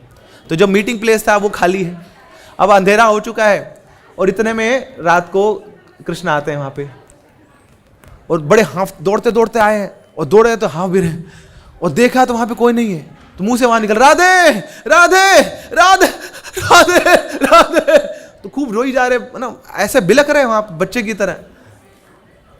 अब कोई सामने दूर दूर तक दिख नहीं रहा, क्या करो। तो जैसे ये जोर जोर से आवाजें सुनी और इधर उधर दौड़ रहे हैं, तो इतने में वहाँ पे ललिता आती हैं आगे। बोले कहाँ घूम रहा है तू? बोले ललिता ललिता राधा रानी को देखा तुमने? बोले हाँ बिल्कुल देखा, 3 घंटे से हम देख रहे हैं, वहीं पे बैठी वो रो रही है। कहाँ थे तुम? बोले क्या बताऊँ, वो फंस गया था ट्रैफिक जाम में। बोले हाँ मैं पता है तुम्हारा ट्रैफिक जाम, हर बार आके कुछ ना कुछ यही उल्टा सीधा बहाना लगा देता, हमें पता नहीं लगेगा। बोले जो भी है ललिता सखी गलती हो गई ना, राधा रानी से मुझे मिला दो। इतने में विशाखा आती है डंडा घुमाते घुमाते। बोले अच्छा राधा रानी से मिलना तुम्हें? बोले हाँ विशाखा तुम कुछ करो, ये तो ललिता सुन नहीं रही है, बड़ी कठोर है ना, तुम कुछ करो। बोले हाँ बिल्कुल करेंगे हम, क्या करना है तुम्हें? बोले राधा रानी से मिला दो मुझे, बस एक बार मिला दो मुझे, आज मैं दर्शन नहीं हुआ। अच्छा राधा रानी से मिलेगा? अच्छा। बोले कुछ करना पड़ेगा। बोले जो बोलोगे वो करूँगा, जो बोलोगे वो करूँगा। बोले देख लो संकल्प है? बोले हाँ वादा देता हूँ मैं ना, संकल्प देता हूँ, जो तुम बोलोगी वो मैं करूँगा। बोले अच्छा इधर आओ पहले। बोले सबसे पहले ये जो तुम्हारा छलिया वाला रूप है ना, ये तुम टेढ़े खड़े होते हो और स्टंट मारते रहते हो, ये बिल्कुल सीधा कर लो, है ना। ये तुम्हारी ये जो टेढ़ी ये जो ना शरीर का आकृति है, ये ऐसे मोहित कर लेती है, सब लोग वहीं पे ना अकड़ जाते हैं। जैसे तुम्हारा शरीर अकड़ा हुआ है ना, तो सभी वहीं पे उमड़ जाते हैं वहाँ उसके ऊपर, जो जो ना तुम्हारे शरीर में टेढ़ापन है। तो ऐसे तुम तो टेढ़े हो और टेढ़े होके घुस जाते हो अंदर, और टेढ़ा व्यक्ति जब घुस जाता है तो बाहर नहीं निकलता। तो ऐसे ही तुम घुस तो गए अंदर, मगर तुम्हें बाहर निकालना बड़ा मुश्किल है। तो ये जो तुम्हारा ना रूप है ना, बरहा पीड़म नटवर वपु कर्णयो कर्णिकारम बिभ्रदवास कनक कपिशम वैजयंतीम चमालम रंध्राण वेणु अधर सुधया अपूर्यन गोपवृंदई वृंदारण्यम सपदरमणम प्राविशद गीत कीर्ति, है ना। तो ये हटाओ सबसे पहले, ये जो तुम्हारा त्रिभंग ललित रूप है, और ये जो ऊपर जो तुम्हारा मोर मुकुट है ना, ये नहीं हटाओ ना। तुम पहले कम सुंदर हो कि ऊपर ये मोर मुकुट धारण कर लेते हो ना, इसको हटाओ। इसी से तो फंस जाते हैं सब लोग। तुम रास्ते में बोलते हो यहाँ पे इतना ट्रैफिक था, अब सारा ट्रैफिक दूर हो जाएगा, कोई नहीं देखेगा तुम्हारी तरफ, हटाओ इसको। तो जैसे मोर मुकुट हटाया तो वहाँ निकले घुंघराले बाल। बोले यही तो है तुम्हारा, है ना, यही तो फंसे हुए हैं सब लोग इन घुंघराले बालों में। अब क्या करो, इनको सफाचट करो सबसे पहले ना। एक बाल हटाओ तुम। तो भगवान वैसे टेढ़े खड़े हुए थे, यहाँ पे ऐसे हाथ सीधा खड़े हो, बोला सीधा खड़े हो, है ना, हाथ बिल्कुल सीधा स्ट्रेट ना, सावधान नो विश्राम, ओनली सावधान। मोर मुकुट हटाओ, ये घुंघराले बाल हटाओ। अब हाथ में दिख रही थी बंसी, बोले यही तो है बंसी बजैया, है ना। तो रास रसचिया, तो ये बंसी छोड़ो तुम। तो बंसी छोड़ो और हाथ में डंडा लो, और फिर कपड़े पहने हुए थे पूरे एकदम पीताम्बरी वस्त्र। बोले ठीक है, कलर चेंज नहीं करेंगे तुम्हारा, आश्रम वही रहेंगे ना, आश्रम चेंज नहीं करेंगे, मगर अब ये जो तुम ये रेशमी वस्त्र पहनते हो ना, ये निकालो। अब तुम्हें केवल एक ही वस्त्र पहनना है ना, जो ऊपर से नीचे एक ही वस्त्र होगा उसी को पहनना। वो पहना दिया, और ये बंसी हटाओ और हाथ में डंडा लो, और अब इनको बना दिया श्री गौरंग महाप्रभु की। तो बोले अब वो वाले कृष्ण नहीं चलेंगे, उस कृष्ण का समय गया। वो थे राजा थे, द्वापर युग के राजा थे, अब कलयुग आ गया है, और कलयुग के राजा है श्री गौरांग महाप्रभु। तब क्या है, ये गौरांग महाप्रभु का जो रंग की कांति है बिल्कुल गौर रंग की है। क्यों? क्योंकि अभी भगवान श्री कृष्ण हैं तो वो श्याम वर्ण के, मगर राधा रानी का इतना नाम ले लिया, राधे राधे राधे राधे राधे, तो राधा रानी के भाव में आ चुके हैं, उन्हीं का रंग कांति सब स्वीकार कर लिया है। तो जैसे Radha Rani she is in the form of molten gold, पिघले सोने के सदृश हैं, तो ऐसे ये कृष्ण भी कैसे हो चुके हैं, वो बन चुके हैं गौरांग। तो बन चुके गौर अंगा। तो हर एक अंग गौर गौर हो चुका है ना, पिघले सोने के सदृश हो चुका है। और अब कोई मोर मुकुट नहीं है, एक वस्त्र धारण किया हुआ है पूरे शरीर में, पीतांबरी वस्त्र ना, येलो कलर की ड्रेस पहनी हुई है। और अब हाथ में दंड आ चुका है, सन्यासी का दंड आ चुका है। अब कोई फ्लूट नहीं है, कोई बंसी नहीं है, दंड है और सारे बाल हट चुके हैं। अब वो ना एक भक्त का जो वेशभूषा धारण कर ली है। तो इस प्रकार श्रीमती राधा रानी ने हमें दी है श्री चैतन्य महाप्रभु कि अगर राधा रानी नहीं होती तो हमें चैतन्य महाप्रभु नहीं मिलते। तो राधा रानी ये लीला नहीं करती, अपना मान ना दिखाती, तो चैतन्य महाप्रभु कैसे आते हमारे जीवन में। तो ये जो भक्त का रूप है ना, चैतन्य महाप्रभु का रूप, ये केवल और केवल राधा रानी की कृपा है। मगर भगवान भी देखिए, ये कभी क्रेडिट ले नहीं सकते हैं। तो राधा रानी ने चैतन्य महाप्रभु को दिया, तो चैतन्य महाप्रभु क्या करेंगे, राधा रानी की कृपा को बढ़ाएंगे। तो यही ललिता विशाखा ने तीसरी चीज और मांगी। तो पहले क्या बोला, बोले कि ये अपना छैल छलैया वाला रूप हटाओ ना, सब चीजें सही करो, साफ करो। दूसरा कि हमेशा क्या करते रहोगे कि जैसे हमारी राधा रानी कृष्ण कृष्ण का नाम पुकारती है, ऐसे तुम भी कृष्ण कृष्ण का नाम पुकारोगे ना, तब तुम्हें पता लगेगा ना। अभी तो तुम खुद कृष्ण हो ना, तो तुम्हें पता नहीं लगता कि तुम्हारी ना कितनी कितनी जरूरत है इन लोगों को, कितनी डिमांड है तुम्हारी। मगर अब जब तुम खुद कृष्ण का नाम पुकारोगे, तब तुम्हें पता लगेगा कि कितना पीड़ा होती है इन लोगों को, कितना कष्ट होता है ना। तब क्या करोगे, तुम भी कृष्ण कृष्ण का नाम लोगे, कृष्णा कृष्णा। और तीसरा कि कभी अभी तुम्हारे पास कोई व्यक्ति आए जो राधा रानी की कृपा, राधा रानी की भिक्षा मांगता है तुमसे, राधा रानी की कृपा की भिक्षा मांगता है, तो बिना कोई भेदभाव के तुम उसको उसकी राधा रानी की कृपा दे दोगे। तो ये कृपा देने आए हैं श्री चैतन्य महाप्रभु। क्योंकि कोई जैसा भी आ जाए ना, पापी धापी यत छीलो हरि नाम उधारी लो, तो कोई पापी व्यक्ति को ना आ जाए, उसको भी चैतन्य महाप्रभु श्रीमती राधा रानी की कृपा देते हैं। कैसे, हरे कृष्ण महामंत्र देकर, कृष्ण प्रेम देकर। तो भगवान श्री कृष्ण को प्रकट किया श्रीमती राधा रानी ने, और फिर भगवान चैतन्य महाप्रभु को प्रकट किया श्रीमती राधा रानी ने। और फिर चैतन्य महाप्रभु जब आते हैं तो क्या करते हैं, राधा रानी की महिमा को फैलाते हैं। यदि गौर ना होय तो तबे की होय तो के मन धारी तामते, राधार महिमा प्रेम रस सीमा जगते जानत के। कौन फैलाता राधा रानी की महिमा को पूरे जगत में, अगर गौर ना होते, अगर गौरांग महाप्रभु नहीं होते तो इस प्रकार ये लीला घटी थी जो रस के दृष्टिकोण से प्रस्तुत करती है कि क्यों चैतन्य महाप्रभु यहाँ पर आते हैं। मगर हुआ क्या कि भगवान श्री कृष्ण ने राधा रानी का भाव चुरा लिया, राधा रानी का रंग कांति चुरा ली। मगर राधा रानी का जो भाव है वो महाभाव है। अब 440 वोल्ट का करंट लग जाए तो संभलता नहीं है फिर ना, व्यक्ति हिलता रहता है वो ना। तो ऐसी चैतन्य महाप्रभु ने भी राधा रानी का भाव स्वीकार कर लिया तो हिलते डुलते रहते थे वो ना, तो हमेशा महाभाव में रहते थे। तो शरीर से पसीना निकलता रहता था, हाथ बड़े बड़े हो जाते थे, आंखें बड़ी बड़ी हो जाती थी ना। तो वह पूरा बहुत बड़ा दरवाजा है, तो उसके अंदर एक छोटा सा छेद है, उसमें से निकल जाते थे वो। वहां समुद्र में जाएंगे तो कुछ समझ नहीं आता, बड़े बड़े हाथ पैर हो जाएंगे उनको, पूरे महाभाव में रहते थे कृष्ण की याद में। तो ये उनका हाल हो चुका था। क्यों? क्योंकि ये राधा रानी का भाव संभल नहीं रहा है। पेपर जब आता था ना हमारा, तो पेपर से पहले कुछ लोग तो होते थे जो भगवान से प्रार्थना करते थे कि भगवान पेपर पास करा देना, मगर कुछ लोग दूसरी प्रार्थना करते थे। उनकी ये प्रार्थना है कि भगवान हमें पेपर में पास करा देना, या हमें जब पेपर आएगा तो याद करा देना। उनकी प्रार्थना ये होती थी, भगवान किसी कॉपी दिला देना, है ना। इस व्यक्ति ने पूरे साल भर नोट्स बनाए हैं, कितने सुंदर नोट्स बनाए। बोले हम इतनी मेहनत कौन करेगा दोबारा, फोटो कॉपी भी कौन कराएगा, छेपेगा कौन। बोले इसकी कॉपी उठा लो, यही पार कर लो बस। तो होता था ना, पेपर के पहले ही आपकी नोटबुक गायब। बोले महाप्रभु की कृपा होगी किसी के ऊपर, प्रार्थना करी होगी महाप्रभु को कॉपी लेगी आओ। तो ऐसे ही अब भगवान श्री कृष्ण ने वो कॉपी तो चुरा ली ना, जिसमें राधा रानी का प्रेम है भगवान श्री कृष्ण के प्रति। मगर हुआ क्या कि कॉपी तो चुरा ली, मगर सारा कोड वर्ड में लिखा हुआ वहां। बोले कॉपी तो चुरा ली, सब कुछ आगे, मगर समझ तो कुछ आ नहीं रहा है। तो ये भगवान श्री कृष्ण का हाल था जब वो चैतन्य महाप्रभु के रूप में आया। राधा रानी का भाव तो चुरा लिया है, मगर वो भाव संभल नहीं रहा है, वो प्रेम संभल नहीं रहा है। इतना प्रगाढ़ प्रेम था, प्रगाढ़ प्रेम एरी प्रभाव ना, स्वभाव आचार ना, कि ऐसा स्वभाव होता है प्रगाढ़ प्रेम का कि संभलता नहीं हो तो यही हाल हो चुका है महाप्रभु का।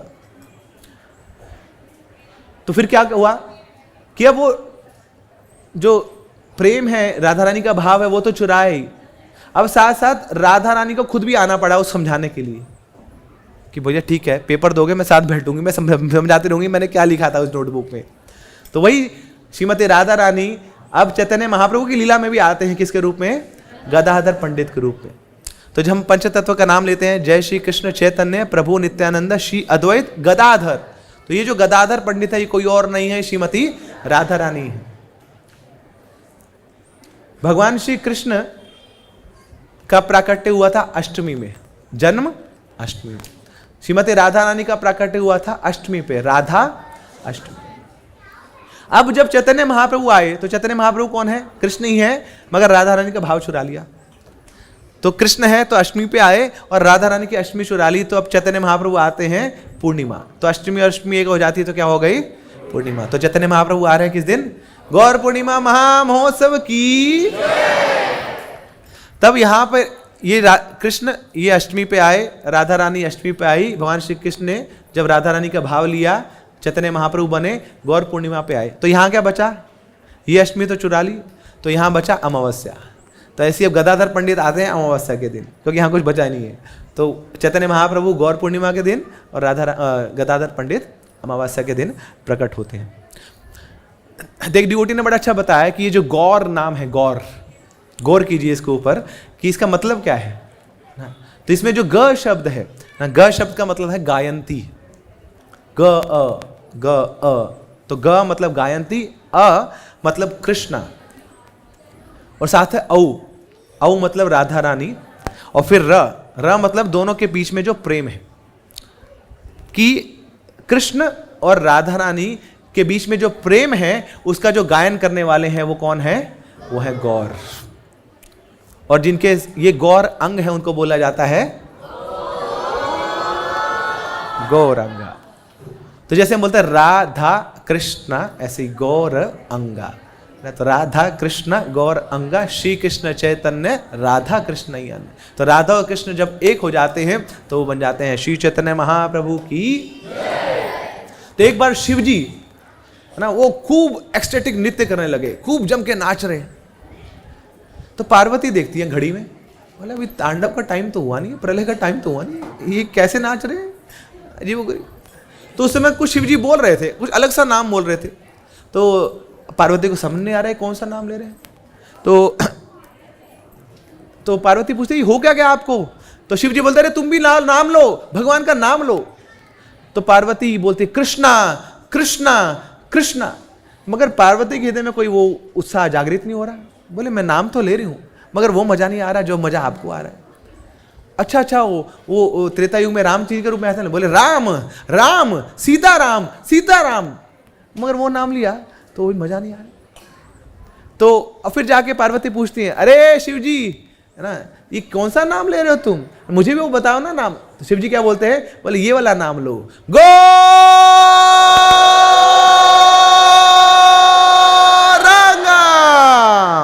तो जैसे ही पार्वती ने गौरांग का नाम लिया तो वो भी बिल्कुल अपराध रहित होगी और वो भी शिव जी के साथ नृत्य करने ले जाती है।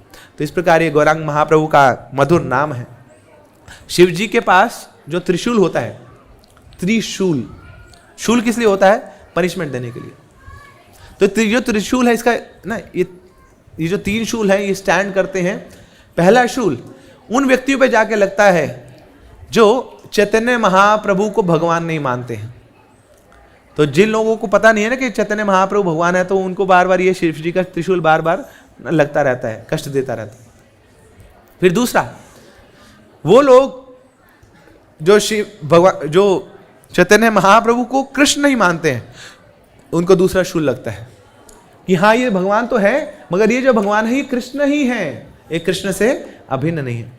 और तीसरा शूल कि ये वो लोग जो वृंदावन को और नवदीप को एक नहीं मानते हैं, उनको अलग अलग मानते हैं, उनको तीसरा शूल लगता है। तो भगवान श्री कृष्ण का प्राकट्य हुआ वृंदावन में, और वही भगवान श्री कृष्ण जब कलयुग में आते हैं चैतन्य महाप्रभु के रूप में तो उनका प्राकट्य होता है नवदीप में, बंगाल में। तो क्या हुआ है? वृंदावन और नवदीप दोनों अभिन्न हैं, एक ही हैं। एक बार की बात है हिज होलीनेस राधा गोविंद स्वामी महाराज, उनको वो एक गुरु की खोज में थे। बहुत तीव्र इच्छा थी कि एक प्रामाणिक गुरु मुझे मिले। तो उस समय वहां पहुंचे गोरखपुर में जो हनुमान प्रसाद पोदार, तो उनके पास पहुंचते हैं, गीता प्रेस के जो कोऑर्डिनेटर हैं, उनसे जाके पूछते हैं अरे मुझे बताओ ना, एक प्रामाणिक गुरु के बारे में बताओ। तो हनुमान प्रसाद पोदार ने बोले मुझे तो एक ही गुरु का नाम पता है, वो है श्रील प्रभुपाद की, उनके पास जाइए, अभय चरणारविंद ऐसी भक्ति वेदांत स्वामी प्रभुपाद। तो उस समय प्रभुपाद जी का बहुत बड़ा एक पंडाल प्रोग्राम चल रहा था, और वहां पे राधा गोविंद महाराज आते हैं। जो भी अधिकारी थे उनको जाके बोलते हैं कि मुझे स्वामी जी से अपॉइंटमेंट चाहिए। अच्छा, क्यों मिलना चाहते हैं आप स्वामी जी से? बोले मुझे पता लगे ये जो स्वामी जी हैं वही चैतन्य महाप्रभु के आंदोलन को नगर नगर ग्राम ग्राम में फैला रहे हैं, इसलिए मैं उनसे मिलना चाहता हूं। तो प्रभुपाद जी ने जब नाम सुना ना गौरांग महाप्रभु, तो लिंक बैठ गया वहीं पे। बोले ये नाम तो भारतीयों को पता है क्या कभी? एक कोई भारतीय मेरे पास आ रहा है गौरांग महाप्रभु का नाम लेके, सचमुच में वो कोई सब्सटैंशियल व्यक्ति है। तो तुरंत अपॉइंटमेंट दे दिया प्रभुपाद जी, बोले जल्दी से बुलाओ। और जैसे ही वो राधा गोविंद महाराज आए वहां पर, और प्रभुपाद जी उनसे पूछते हैं, बोले अच्छा बताइए कौन है चैतन्य महाप्रभु? तो प्रभुपाद जी टेस्ट ले रहे हैं। तो जैसे ये सुना, प्रश्न सुना, तो तुरंत राधा गोविंद महाराज बोलते हैं, बोले चैतन्य महाप्रभु कोई और नहीं है, कृष्ण ही है। एक लाइन सुनी, गले लगा लिया प्रभुपाद जी उनको। बोले आप हैं ना, आप ही हैं जो चैतन्य महाप्रभु की लीलाओं का प्रचार प्रसार करेंगे। तभी पहली मीटिंग में इंस्ट्रक्शन दे दी राधा गोविंद महाराज को, बोले आप बड़ी अच्छी कथा करते हैं, अब से आप कथा ही करिए। तब से लेकर राधा गोविंद महाराज अब कथा कर रहे हैं, जन जन का उद्धार कर रहे हैं। तो ऐसे होता है गुरु और शिष्य का मिलाप, पहली नजर में जान जाते हैं। तो यहाँ पर परख लिया प्रभुपाद जी ने। कोई शास्त्रों का गुण ज्ञान नहीं पूछा है, कोई श्लोका नहीं पूछा है, कोई वेदांत के बारे में नहीं पूछा है। क्या पूछा? चैतन्य महाप्रभु कौन है। तो इसलिए देखिए हमारे लिए भी कितनी बड़ी आशा है। तो हमें बहुत बड़े वेद पुराण पाठ पूठ करने की आवश्यकता नहीं है, बस हम चैतन्य महाप्रभु को जान लें, उनकी लीलाओं का आत्मसात कर ले। शिला प्रभुपाद हमें अपना मान लेंगे, और फिर चैतन्य महाप्रभु हमें अपना मान लेंगे, और फिर राधा कृष्ण हमें अपना मान लेंगे। तो ये हमारा सौभाग्य है। तब देखिए चैतन्य महाप्रभु इतने उदार कैसे हो गए, इसकी भी एक रस की लीला है। भगवान श्री रामचंद्र जी त्रेता युग में वनवास मिला है, तो दंडक अरण्य जो वन है वहां पे घूम रहे हैं, भ्रमण कर रहे हैं। तो एक जगह वहां पे पहुंचते हैं, तो वहां देखा तो एक बहुत बड़ा पहाड़ है, दूर से दिख रहा पहाड़ है। जैसे ही पास जाते जा रहे हैं तो वहां से दुर्गंध आ रही है, और पास जा रहे हैं तो दुर्गंध बढ़ती जा रही है। और पास में जाके देखा तो ये पहाड़ तो है, मगर पहाड़ किसका है?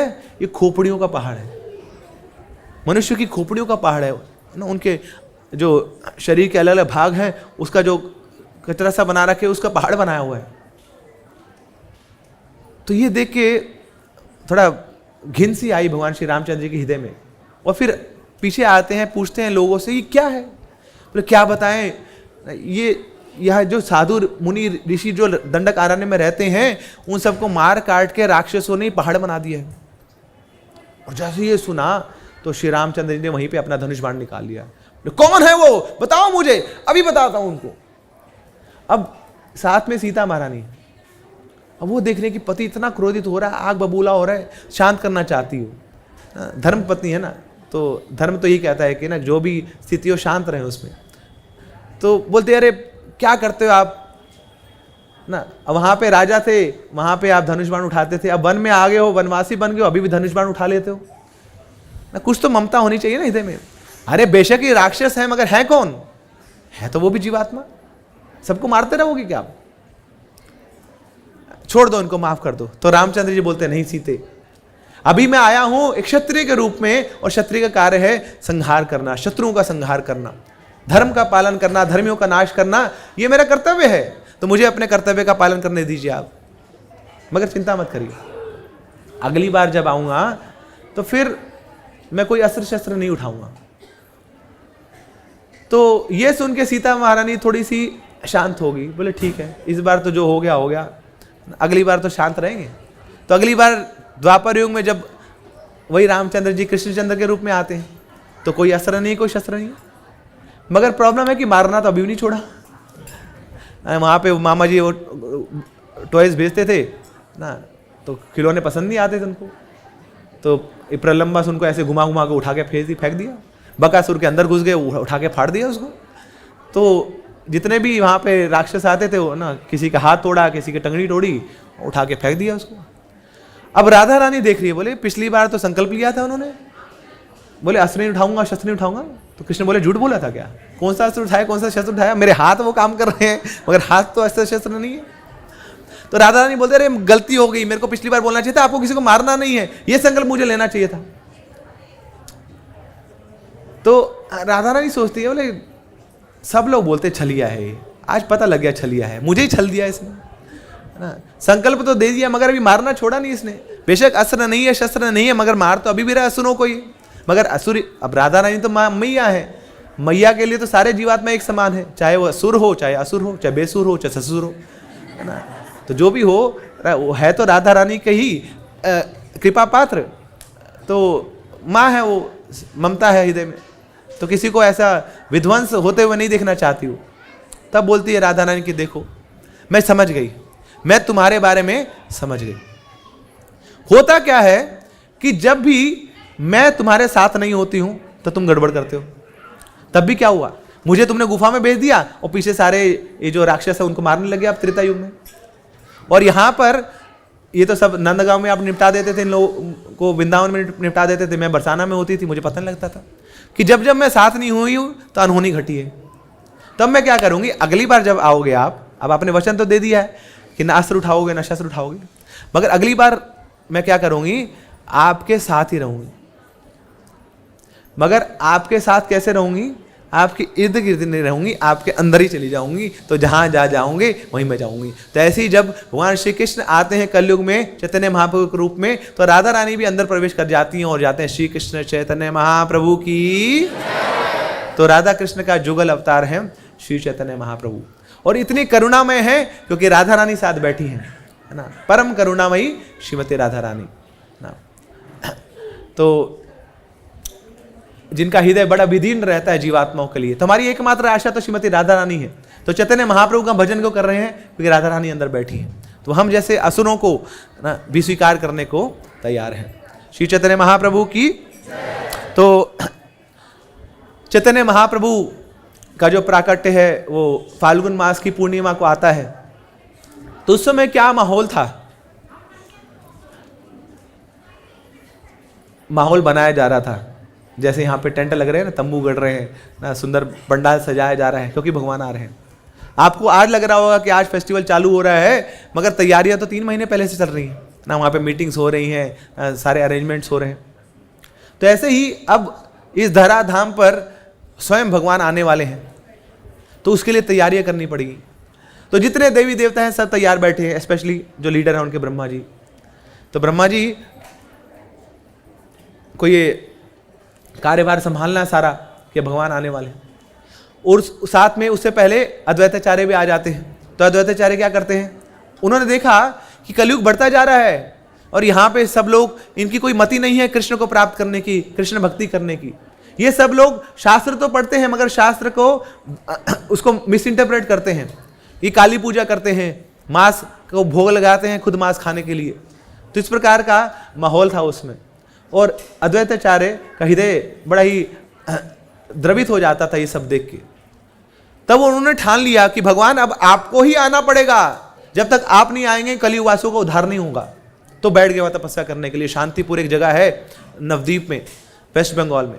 तो वहाँ गंगा के तट पर गंगा दल के साथ, तुलसी दल के साथ, वहाँ पे नरसिंह देव की शालीग्राम शिला की पूजा आराधना करते थे। कुछ खाते नहीं थे, कुछ पीते नहीं थे, बस ना हरि का नाम उच्चारण करते थे, भगवान का नाम उच्चारण करते थे और पुकारते थे जोर से आवाज में। और फिर उस पुकार के चलते, उस हुंकार के चलते भगवान को आना पड़ा। और यहाँ ब्रह्मा जी सब तैयारी कर रहे हैं। और ब्रह्मा जी, अब जो मैनेजर होता है ना, तो वो बड़ी माइन्यूट डिटेल्स को ऑब्जर्व करता है कि अच्छा लोग आएंगे तो एंट्री कहाँ से होगी, एग्जिट कहाँ से होगी, रूट मैप क्या है, खाने में क्या है ना, उसके अंदर स्नैक्स में क्या है, साथ में चटनियाँ हैं कि नहीं, ड्रिंक में कुछ है कि नहीं, है ना। तो हर एक चीज़ माइन्यूटली प्लान करनी पड़ती है। तो ऐसे ही ब्रह्मा जी भी हर चीज़ की तैयारी कर रहे हैं। बोले कहाँ पे भगवान का प्राकट्य होगा, कैसे होगा, कौन होगा। और फिर जो सारे नक्षत्र हैं, ग्रह हैं, उनको भी सही सेटिंग पे लाना है। तो फिर ब्रह्मा जी की नज़र पड़ती है चंद्रमा पे। बोले हटाओ यार इसको, साइड पे करो। बोले चंद्रमा को हटाओ, अरे यही तो शीतलता देता है ना, ये तो रात को प्रकाश देता है। बोले नहीं हटाओ, बेकार है। कई बार होता है ना, मैनेजर आएगा, यहाँ पे बड़ा सा वो शैंडलियर लगा हुआ है, झूमर लगा हुआ है, बोले हटाओ इसको। बोले भैया बहुत महंगा है ये, इसको कैसे हटाऊं? बोले नहीं पसंद नहीं आ रहा है, हटाओ। तो हटाना पड़ेगा। तो ऐसे ब्रह्मा जी ने बोल दिया, ये चंद्रमा को हटाओ, हटा। मगर बाद में देवी देवता पूछते, बोले हटाऊं क्यों? अरे ग्रहण लग जाएगा इसको, हटाओ। तो फिर वो बोलते हैं, अरे देखो सक अकलंक गोरा चंद्र दिलो दर्शन, सकलंक चंद्रे रार के हो प्रयोजन। कि जब साक्षात कलंक रहित चंद्रमा प्रकट होने वाला है, तो फिर ये कलंकित चंद्रमा की आवश्यकता है। आप देखेंगे ना चांद को तो क्या होता है, उसमें धब्बे रहते हैं। तो ब्रह्मा जी बोलते हैं धब्बे वाला चांद, हट निकालो इसको। अरे साक्षात वो चैतन्य महाप्रभु आने वाले हैं जो कलंक रहित हैं, वो गौर चंद्र आने वाले हैं, तो इस चंद्रमा की क्या आवश्यकता है, निकालो इसको। तो उसी समय क्या होता है, राहु आता है और राहु खा जाता है चंद्रमा को, चंद्र ग्रहण लगता है और फिर चैतन्य महाप्रभु का प्राकट्य होता है। तो इस प्रकार चंद्र ग्रहण के समय में भगवान आ रहे हैं। अब चंद्र ग्रहण मंगलकारी होता है, अमंगलकारी होता है? क्या करते हैं आप लोग जब ग्रहण लगता है? हाय हाय तोबा तोबा, है ना, क्या होगा, ये ग्रहण लगा है ना, कोई अनहोनी ना हो जाए, कुछ अमंगल ना हो जाए, घर से बाहर मत निकलो, खाना मत खाओ, ये मत करो, मत करो, कुशा घास घुसा दो ना, खुद भी घास में घुस जाओ, कोई देख ना ले आपको, है ना। तो बड़ा ही इनऑस्पिशियस होता है चंद्र ग्रहण। मगर देखिए भगवान का प्राकट्य ले रहे हैं चंद्र ग्रहण के समय। अब चंद्र ग्रहण क्यों लगा, ये भी ब्रह्मा जी की करतूत है कि जब ग्रहण लगता है तो जो भक्त होते हैं वो क्या करते हैं, अब भक्तों को तो मौका मिलना चाहिए, है ना। बोले ग्रहण हो या कुछ भी हो, हमें तो हरि नाम करना है। तो उस दिन मौका मिल जाएगा कि और हरि नाम करने का। तो जितने ब्राह्मण लोग थे सब चले गए जब उस दिन ग्रहण लगा हुआ है, भगवान का प्राकट्य होने वाला है, तो चले गए गंगा जी में और जोर जोर से बोल रहे हरि हरि हरि हरि हरि हरि। तो जोर से हरि का नाम उच्चारण कर रहे हैं। अब इतने में वहां पे जो मुसलमान लोग हैं वो सोच रहे हैं यार ये लोग क्या कर रहे हैं, ना तंत्र मंत्र फूक रहे हैं, अब ये तो घरों से भी बाहर निकल लिए, ये गंगा जी में जा लिए, ने हरि का नाम उच्चारण कर रहे हैं। अरे पता लगा यहाँ पे भूकंप आ गया तो क्या होगा, ये ग्रहण लगा हुआ है, यहाँ पे कुछ बिजली बिजली गिरी क्या होगा। तो मुसलमान भी घर छोड़ दिए और जहाँ जहाँ हिंदू जा रहे हैं उसके पीछे पीछे जा रहे हैं। हिंदू जा रहे हैं गंगा में, ये भी गए गंगा में, हिंदू कर रहे हैं हरि हरि, ये भी क्या कर रहे हैं हरि हरि हरि हरि हरि हरि। अब ये क्रिश्चियन लोग सोचे बोले हम क्या करें, यहाँ ताली बजाएं, हिंदू वहाँ चले गए, मुसलमान वहाँ चले गए, हम क्या करेंगे। तो सारे ये क्रिश्चियन लोग भी आ गए ना, बाकी सब लोग आ गए और पूरा जो देश है, पूरा जो भारत है, पूरा जो विश्व है, वो गंगा के ना तलहटी पे बैठा है, वहाँ पर गंगा के अंदर बैठा और जोर जोर से बोल रहे हैं हरि हरि हरि हरि। इस तरह हर जगह हरि की गूंज है और इस हरि की गूंज में आ जाते हैं श्री चैतन्य महाप्रभु की। तो इस प्रकार ब्रह्मा जी ने प्लानिंग करी है कि हर जगह हरि का नाम गूंज रहा होगा और उसके बीच में मेरे ये कलंक रहित ये गौर चंद्र वहां पर प्रकट होंगे। तो this is the planning of Brahma, है ना, वेरी इंटेलिजेंट। तो ब्रह्मा बुद्धि के बने, तो कई बार बुद्धि का सदुपयोग भी कर लेते हैं वो, यहाँ ऐसे प्लानिंग करेंगे कि हर जगह भगवान का नाम उच्चारण हो और फिर चैतन्य महाप्रभु वहां प्रकट हो। अब प्राकट्य हो चुका है इनका। अब सबसे पहले संस्कार क्या होता है बच्चे का जब प्रकट हो जाता है, नामकरण संस्कार। तो शची माता ने देखा कि अरे ये जो जन्म हुआ है ये एक नीम के पेड़ के नीचे हुआ है। तो शची माता के मुख से अपने आप निकल जाए एक नाम, क्या नाम है वो, क्या नाम है, निमाई। बोलने में कितना सुंदर है। नीम का वृक्ष बड़ा कड़वा होता है, उसकी हर एक चीज कड़वी है ना। नीम का आप पत्ता ले लीजिए वो कड़वा है, टहनी ले लीजिए वो कड़वा है, उसका फ्रूट लीजिए कड़वा है, मगर ये जो निमाई नाम है बड़ा मीठा है, बड़ा अद्भुत है। मैं अभी तक उसको समझ नहीं पाया हूँ हाउ निमाई सो स्वीट। तो एक्चुअली में होता क्या है कि जैसे निमाई नाम लिया जाता है तो अंदर जो कड़वाहट है वो बाहर चली जाती है, तो हमें बहुत मीठा लगने लग जाता है। So this is the power of Nimai. तो ये एक नाम रखा शची माता ने निमाई। फिर जो चैतन्य महाप्रभु के जो नाना जी हैं, शची माता के जो पिताजी हैं, वो बहुत बड़े एस्ट्रोलॉजर हैं, तो उन्होंने भी नाम रखा विश्वंभर। बोले पूरे विश्व का भार अपने कंधों पर उठाएगा, इसलिए इसका नाम है विश्वंभर। जगन्नाथ मिश्र जो पिताजी हैं, तो उन्होंने देखा कि अरे नहीं इसके अंग बड़े कोमल हैं, बड़े सुंदर हैं, गौर अंग का है, इसके लिए इसका नाम है गौरांग। और जो लेडीज हैं, जो आसपास की जो नवद्वीप की स्त्रियां हैं, वो आके देखती हैं और उनका भी वही हाल हुआ था जो ब्रजवासी, जो ग्वालिन थी, उनका हाल हुआ था कृष्ण को देख के। इतना सुंदर मुखमंडल, इतना सुंदर चेहरा, कहीं और देखने की इच्छा नहीं होती, बस वहीं पे आंखें ना लग जाती हैं। और फिर उनके मुख से नाम निकल जाता है, बोले गौर हरि, गौर हरि, है ना, क्योंकि गौर भी है और ऐसा लग रहा है ये हरि ही है ना, कोई और नहीं है, ये हरि है, ये इसने हमारे मन को हर लिया है ना। हरऊ शब्द नाना अर्थ दुई मुख्यतम, सर्व अमंगल हरे प्रेम दी हरे मन, ना इसने हमारे मन को हर लिया है, इसका नाम है गौर हरि। तो इस प्रकार और भी बहुत सारे नाम दिए गए निमाई को। तो फिर उसके बाद एक और संस्कार हुआ कि जब बच्चा थोड़ा सा और बड़ा हो जाता है तो उसके सामने बड़ी सारी चीज़ें रख दी जाती हैं ना। तो एक जगह थोड़ा पैसों नोट रख दिए जाते हैं वहाँ पर, फिर खिलौने रख दिए जाते हैं, फिर स्टेन गन रख दी जाती है ना, फिर कुछ किताबें रख दी जाती हैं ना, शास्त्र रख दिए जाते हैं, और फिर बच्चे को छोड़ दिया जाता है। तो उससे उसकी इंक्लिनेशन, उसकी प्रवृत्ति पता लगती है। तो ऐसी निमाई गए वहाँ पर ना, थोड़ा आगे आगे गए और वहाँ देखा तो बड़े सारे नोट पड़े हैं, और नोट की तरफ ना उसको इग्नोर मार के फिर इधर घूम गए।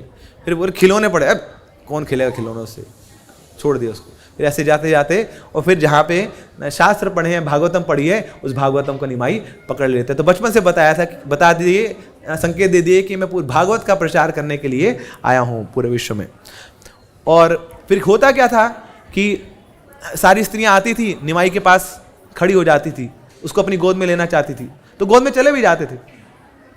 और सारी स्त्रियाँ अब जो शशि माता है, जो मैया है चैतन्य महाप्रभु की, उनको लगता था कि अब यहाँ पे खेल लेगा।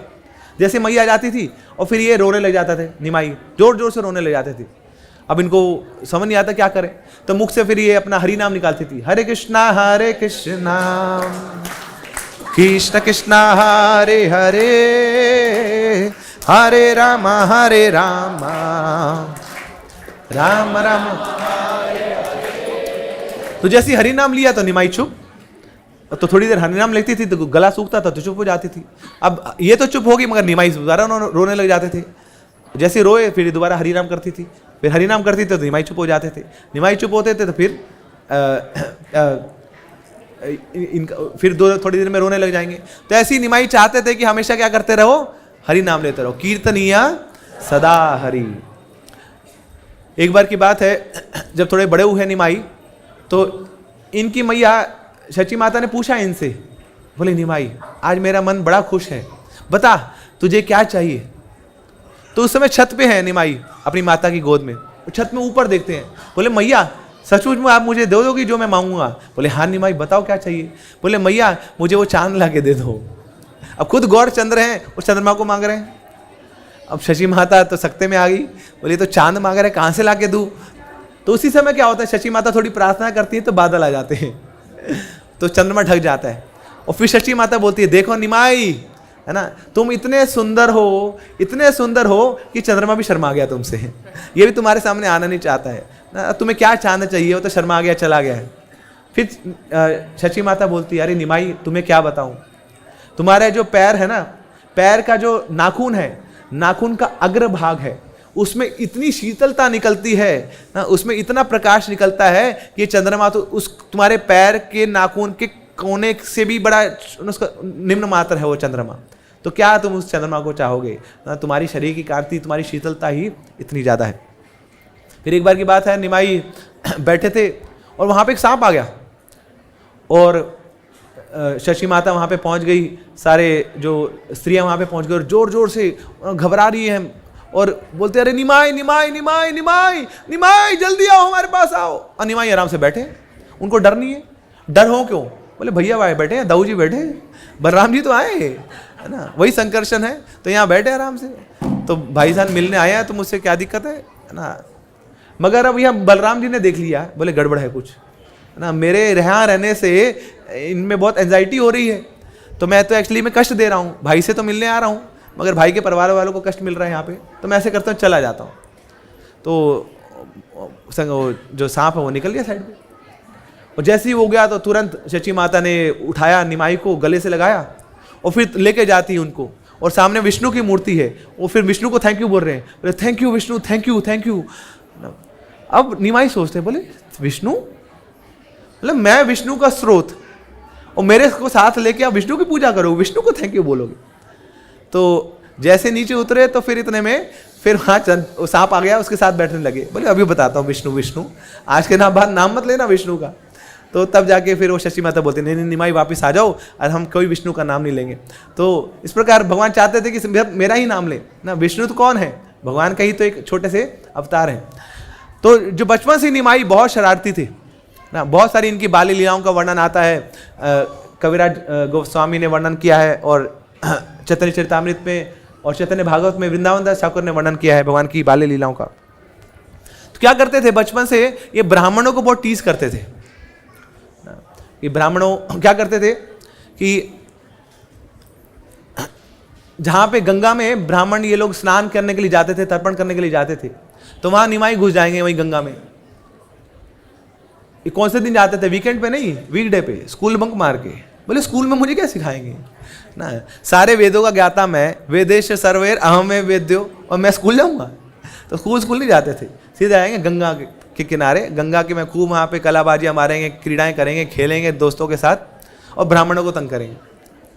तो वहाँ चले जाएंगे, तो ब्राह्मण ये बेचारे तर्पण कर रहे होते थे, ओम डिंग डिंग स्वाहा टुंग डुंग स्वाहा, ये वो। तो इतने में निमाई जाएंगे वहाँ पे और सीधा वो ब्राह्मण के पैर को पकड़ लेंगे, और पीछे से कुछ बच्चे वहाँ बोले मगरमच्छ मगरमच्छ, तो वहाँ सब ना पूरा हिल जाते थे, वो अरे मगरमच्छ आया। तो दो थोड़े ब्राह्मण वापस आ जाते बाहर। और कई बार होता था कि वो जो ब्राह्मण है वो अपना जो पूजा की थाली लिए वो आए हुए हैं, तो पूजा की थाली में उसमें अगरबत्ती है, जोत है और फूल है और साथ में लड्डू है। तो जैसे ही पूजा करते हैं तो आंख बंद करके पूजा कर रहे थे, सुख संपत्ति घर आवे, और यहाँ से लड्डू निकल जाता था ना। और फिर वहाँ पे जो मिट्टी के लड्डू थे वो जाके रख देते थे वहाँ पे ना। तो देखते बोले कष्ट मिटे तन का, बोले ये तो कष्ट बढ़ा देगा हमारा मिट्टी का लड्डू, ये क्या हो गया। तो और फिर क्या करते थे, यहाँ पे तो जो ब्राह्मण लोग हैं उनके साथ क्रीड़ाएं कर रहे हैं यहाँ पर, और फिर पीछे चले जाते थे, वो जो ब्राह्मण के बच्चे वहाँ पे सो रहे हैं, तो वहाँ पे भी जाके जहाँ पे दूध दही मिला, मक्खन मिला, तो वहाँ तो छोड़ देते थे उस घर को, मतलब दूध दही उठा के घर को छोड़ देते थे। मगर जिस घर में दूध दही मक्खन नहीं मिला, तो वहाँ पे जो बच्चे सो रहे हैं, तो वहाँ पे जाते थे निमाई और मुंह में पानी भरते थे, तो उन बच्चों के कान में डाल देते थे पूरा पानी। बोले होली है, बुरा न मानो होली है। तो कई बार नाक दबा देंगे उसका, कई बार कान में पानी डाल देंगे। तो इस प्रकार खूब वहाँ पे नौटंकी की लीलाएं करते थे महाप्रभु। एक बार क्या हुआ, दो चोर आए और उन्होंने देखा कि बालक है और बड़ा ही सुंदर बालक है। बालक तो सुंदर है मगर उसके ऊपर जो जेवरात हैं वो और भी ज़्यादा सुंदर है। कौन है बालक, नहीं निमाई है, और शची माता ने इसका खूब अच्छे से श्रृंगार किया है ना, इसको अच्छे से चितकारी करी है, और इसका जो पूरा शरीर है, पूरे शरीर जेवरात से सजा हुआ है, और निमाई वहाँ पे खेल रहे हैं। तो जैसे ही चोरों ने देखा, बोले आज तो लॉटरी लगी ना, कहीं सेंध लगाने की जरूरत नहीं है, तो सेंध भारी आ रही है खुद से ना, सड़क पे मिल रही है हमें। तो जैसे ये देखा तो चोरों ने सोचा कि इसको उठा लेते, तो निमाई को उठाया और बोलते देखो निमाई, हमें पता है तुम्हें मिठाइयाँ बहुत पसंद है ना, तो मिठाई खाओगे? बोले हाँ। बोले आ जाओ, ठीक है, हमारे कंधे पे बैठ जाओ, हम तुम्हें मिठाई खिलाएंगे। तो निमाई बैठ गए कंधे पे। अब निमाई से पूछते, क्योंकि चोर बाहर के थे, बोले निमाई बताओ ना कहाँ पे मिलती है अच्छी मिठाई। तो निमाई घुमा रहा उनको, तो ऐसे ऐसे करते करते नवद्वीप की गलियां घुमाई जा रहे हैं। बोले इधर चलो, फिर दाएं चलो, फिर बाएं चलो, फिर इधर चलो, अच्छा वहाँ से फिर लेफ्ट ले लेना। घुमाई जा रहे हैं, तो पूरा नवद्वीप घुमा दिया। इतने में ये लोग भी थक लिए। अब चोरों ने सोचा कि अरे कोई ऐसी जगह मिले ना जहाँ पे कोई है नहीं, आइसोलेशन है जहाँ पर, वहाँ पे जाके इस निमाई के जेवरात हम चुरा लेंगे। मगर ऐसे कोई जगह ही नहीं, और घूमते घूमते 4 घंटा हो गया। यहाँ पे शची माता बहुत परेशान है, जगन्नाथ मिश्र बड़े परेशान है, हमारा बच्चा कहाँ गया, अभी तो खेल रहा था, छोटा सा बालक है, क्या होगा। तो जिस प्रकार ऐसी घटना घट रही है, और फिर फाइनली होता क्या है कि जिस स्थान से चले थे शची माता के घर के बाहर, वो चोर वापस वहीं पे पहुंच जाते हैं। अब तब तक कंधे इतने थक चुके थे इनके, चोरों ने भी नीचे उतार दिया, और रास्ते में मिठाइयाँ खा चुके हैं, संदेश मिल चुका है, रसगुल्ले मिल चुके हैं, हाथों में पूरा मिठाइयाँ हैं, और चोरों ने भी देखा, कह रहे ये तो हम वापस वहीं पे पहुंच गए, तो लग रहा है बड़ा मायावी बच्चा है, इससे दूर ही रहो। तो चोर भाग गया वहाँ पे और पूरे जेवरात पूरे एज इट इज़ वैसे ही हैं। इतने में शची माता आती हैं, जगन्नाथ मिश्र आते हैं और जोर से निमाई को गले लगाते हैं, पूछते निमाई कहाँ गए थे? बोले कुछ नहीं पापा, ना थोड़ा घूमने गया था, बड़े दिन हो गए थे नवद्वीप घूमा नहीं था, तो एक सवारी मिल गई थी, तो सवारी के ऊपर बैठ के और सवारी ने मुझे ये भी खिलाया है, ये संदेश भी दिया है ना, ये रसगुल्ले भी दिए हैं। तो इस प्रकार वापस महाप्रभु सेफली अपने यहाँ पहुँच जाते हैं। तो थोड़े समय में इनके जो पिताजी हैं उनको समझ आ गई, कंप्लेंट्स बहुत आ रही थी कि बोले आपका जो ये बच्चा है ना, ये ब्राह्मण के घर जन्म तो हुआ है उसका, नहीं मगर ब्राह्मण प्रजाति को ही ना दुष्टता देने के लिए जन्म हुआ है ऐसा लग रहा है, ये ब्राह्मणों की बार बार पकड़ता रहता है, उनके साथ ये दुर्व्यवहार करता रहता है। तब जगन्नाथ मिश्र ने सोच लिया, बोले अब तो मैं निमाई को रंगे हाथ पकड़ूंगा। तो डंडा लेके गए गंगा के तट पे और वहाँ पे जा रहे हैं, तो वहाँ पहुँचने से पहले ही जो निमाई के एजेंट है सब खबर दे दी, बोले पापा आ रहे हैं आज, ध्यान रख लो क्या करना है। तो निमाई तुरंत वहाँ से निकल लिए। अब जगन्नाथ मिश्र वहाँ देखे तो निमाई के सारे दोस्त वहाँ खेल रहे हैं मगर निमाई नहीं। वो सबसे पूछे, बोले निमाई कहाँ है? बोले वो तो स्कूल गया है। बोले वो तो कभी स्कूल छोड़ता नहीं है, बड़ा स्टूडियस है, बड़ा इंटेलिजेंट है, फोड़ाफाड़ी मचाता है वहाँ पे, तो स्कूल गया। तो जगन्नाथ मिश्र तो समझे कुछ तो दाल में काला है, वापस घर में आए और बाहर ही बैठे हुए हैं, हाथ में छड़ी घुमा रहे हैं। बोले निमाई आएगा बताऊंगा उसको। उधर से निमाई आए, मगर आए तो सही क्या, पूरे स्कूल का यूनिफॉर्म पहना हुआ है, ऊपर थोड़ी मिट्टी लगी हुई है और हाथ में पूरी वो जो पेन की स्याही है वो लगी हुई है। बोले निमाई कहाँ से आ रहे हो? बोले पिताजी प्रूफ चाहिए क्या? कहाँ से आ रहा हूँ, देखो इतना पढ़ाई होती है हमारे स्कूल में, क्या करूँ, हाथ हमारे रंगीन हो गए लिखते लिखते। तो तब तो बच गए जगन्नाथ मिश्र के गुस्से से। मगर बाद में अब जगन्नाथ मिश्र ने बोला, बोले गड़बड़ तो बहुत करता है, इसका घर से निकलना ही बंद कर देता हूँ। बोले बंद कराओ इसका स्कूल, इसको स्कूल ही नहीं भेजूंगा, घर से बाहर ही नहीं भेजूंगा, तो कहाँ ये गंगा में जाएगा और कहाँ ये स्कूल जाएगा। बोले निमाई आज के बाद तुम घर से बाहर नहीं निकलोगे। बोले ठीक है पिताजी, जैसी आपकी आ गया। तो हुआ क्या, एक दिन जहाँ पे जूठे बर्तन पड़े होते हैं वहाँ पे निमाई बैठे और जूठे बर्तनों के साथ खेली जा रहे हैं, वो सारा जूठन उनके कपड़ों पे लग रहा है। शची माता आती हैं, डांटती हैं और निमाई सुन ही नहीं रहे, तो जाके पिताजी को डांटती है। बोले देखो कैसा कैसा पुत्र जन्म किया तुमने, है ना, ये ब्राह्मण है, ये क्या है, इसको ये नहीं पता क्या शुचि है क्या मुची है, क्या शुद्ध है क्या अशुद्ध है, क्या कर रहा है ये। तो इस प्रकार बोल रहे हैं। तो जैसे ही ये बोला तो जगन्नाथ मिश्र आते हैं, फिर हाथ में छड़ी लेके, बोले निमाई क्या कर रहे हो? बोले पिताजी वेट, मुझे क्या पता है क्या सही है क्या गलत है, जो बच्चा स्कूल नहीं जाता उसको कैसे पता लगेगा? अब स्कूल में आप मुझे भेजते नहीं हो तो मुझे क्या पता लगेगा क्या सही है गलत है? स्कूल में भेजो तो जानूंगा कि what is good what is bad. तो इस प्रकार खूब लीलाएं करते थे जगन्नाथ मिश्र के साथ निमाई। और फिर एक बार एक एस्ट्रोलॉजर आता है और एस्ट्रोलॉजर आके हाथ देखता है, और जब ऐसी हाथ देखा, हाथ की रेखाएं देखी, तो वो एस्ट्रोलॉजर बड़ा स्तब्ध।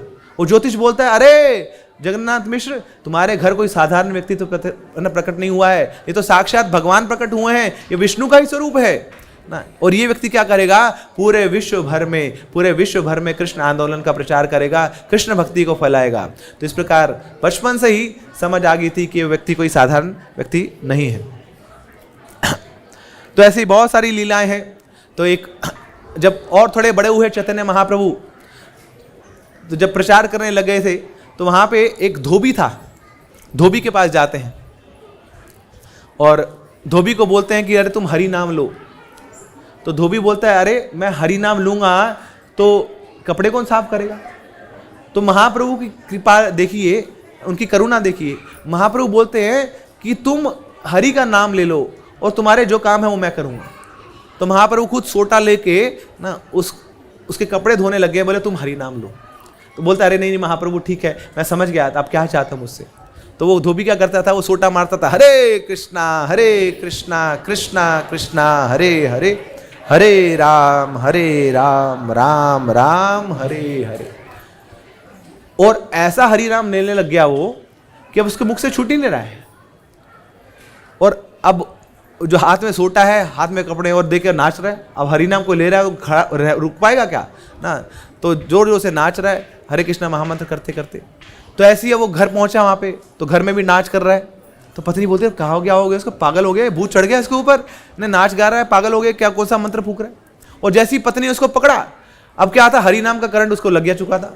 अब करंट के छूले, बिजली छूले तो उसको भी करंट लग जाता है। तो जैसी पत्नी ने छुआ तो पत्नी भी वहीं पे नाचने लगी जोर जोर से, हरे कृष्णा कृष्णा कृष्णा हरे हरे, हरे राम।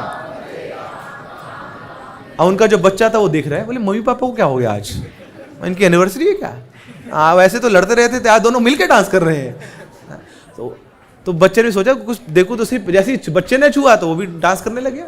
अब तो पूरा परिवार मिलके वहां पे डांस कर रहा है, जोर जोर से जंप मार रहा है।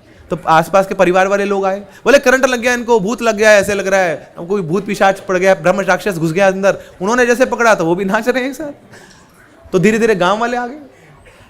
अब गांव वाले बोलते हैं कि देखो है ना, इनको करंट लगा है, इनको बिजली लगी है, इनको छुओ मत। मगर इनको क्या पता था कि केवल छूने से करंट नहीं घुसता है, दूर से देखने से भी घुसता है। तो दूर से देखा और देख के वो कर रहे हैं, हरे कृष्णा कृष्णा कृष्णा हरे हरे, हरे राम हरे। अब दूसरे गांव वाले आए, वो गांव वाले इन गांव वालों को दूर से देखते, वो भी गांव में अपने वहां पे हरि नाम कर रहे हैं। तो ऐसे ऐसे करते करते पूरा जो गांव था, पूरा जो आसपास का प्रांत था, वो सब हरि नाम कर रहा है। कि किसका, केवल किसका माध्यम से, चैतन्य महाप्रभु के माध्यम से। तो ये चैतन्य महाप्रभु की प्रगाढ़ उनकी भक्ति थी, उनकी भावना थी कि सबको कृष्ण प्रेम वो देना चाहते थे।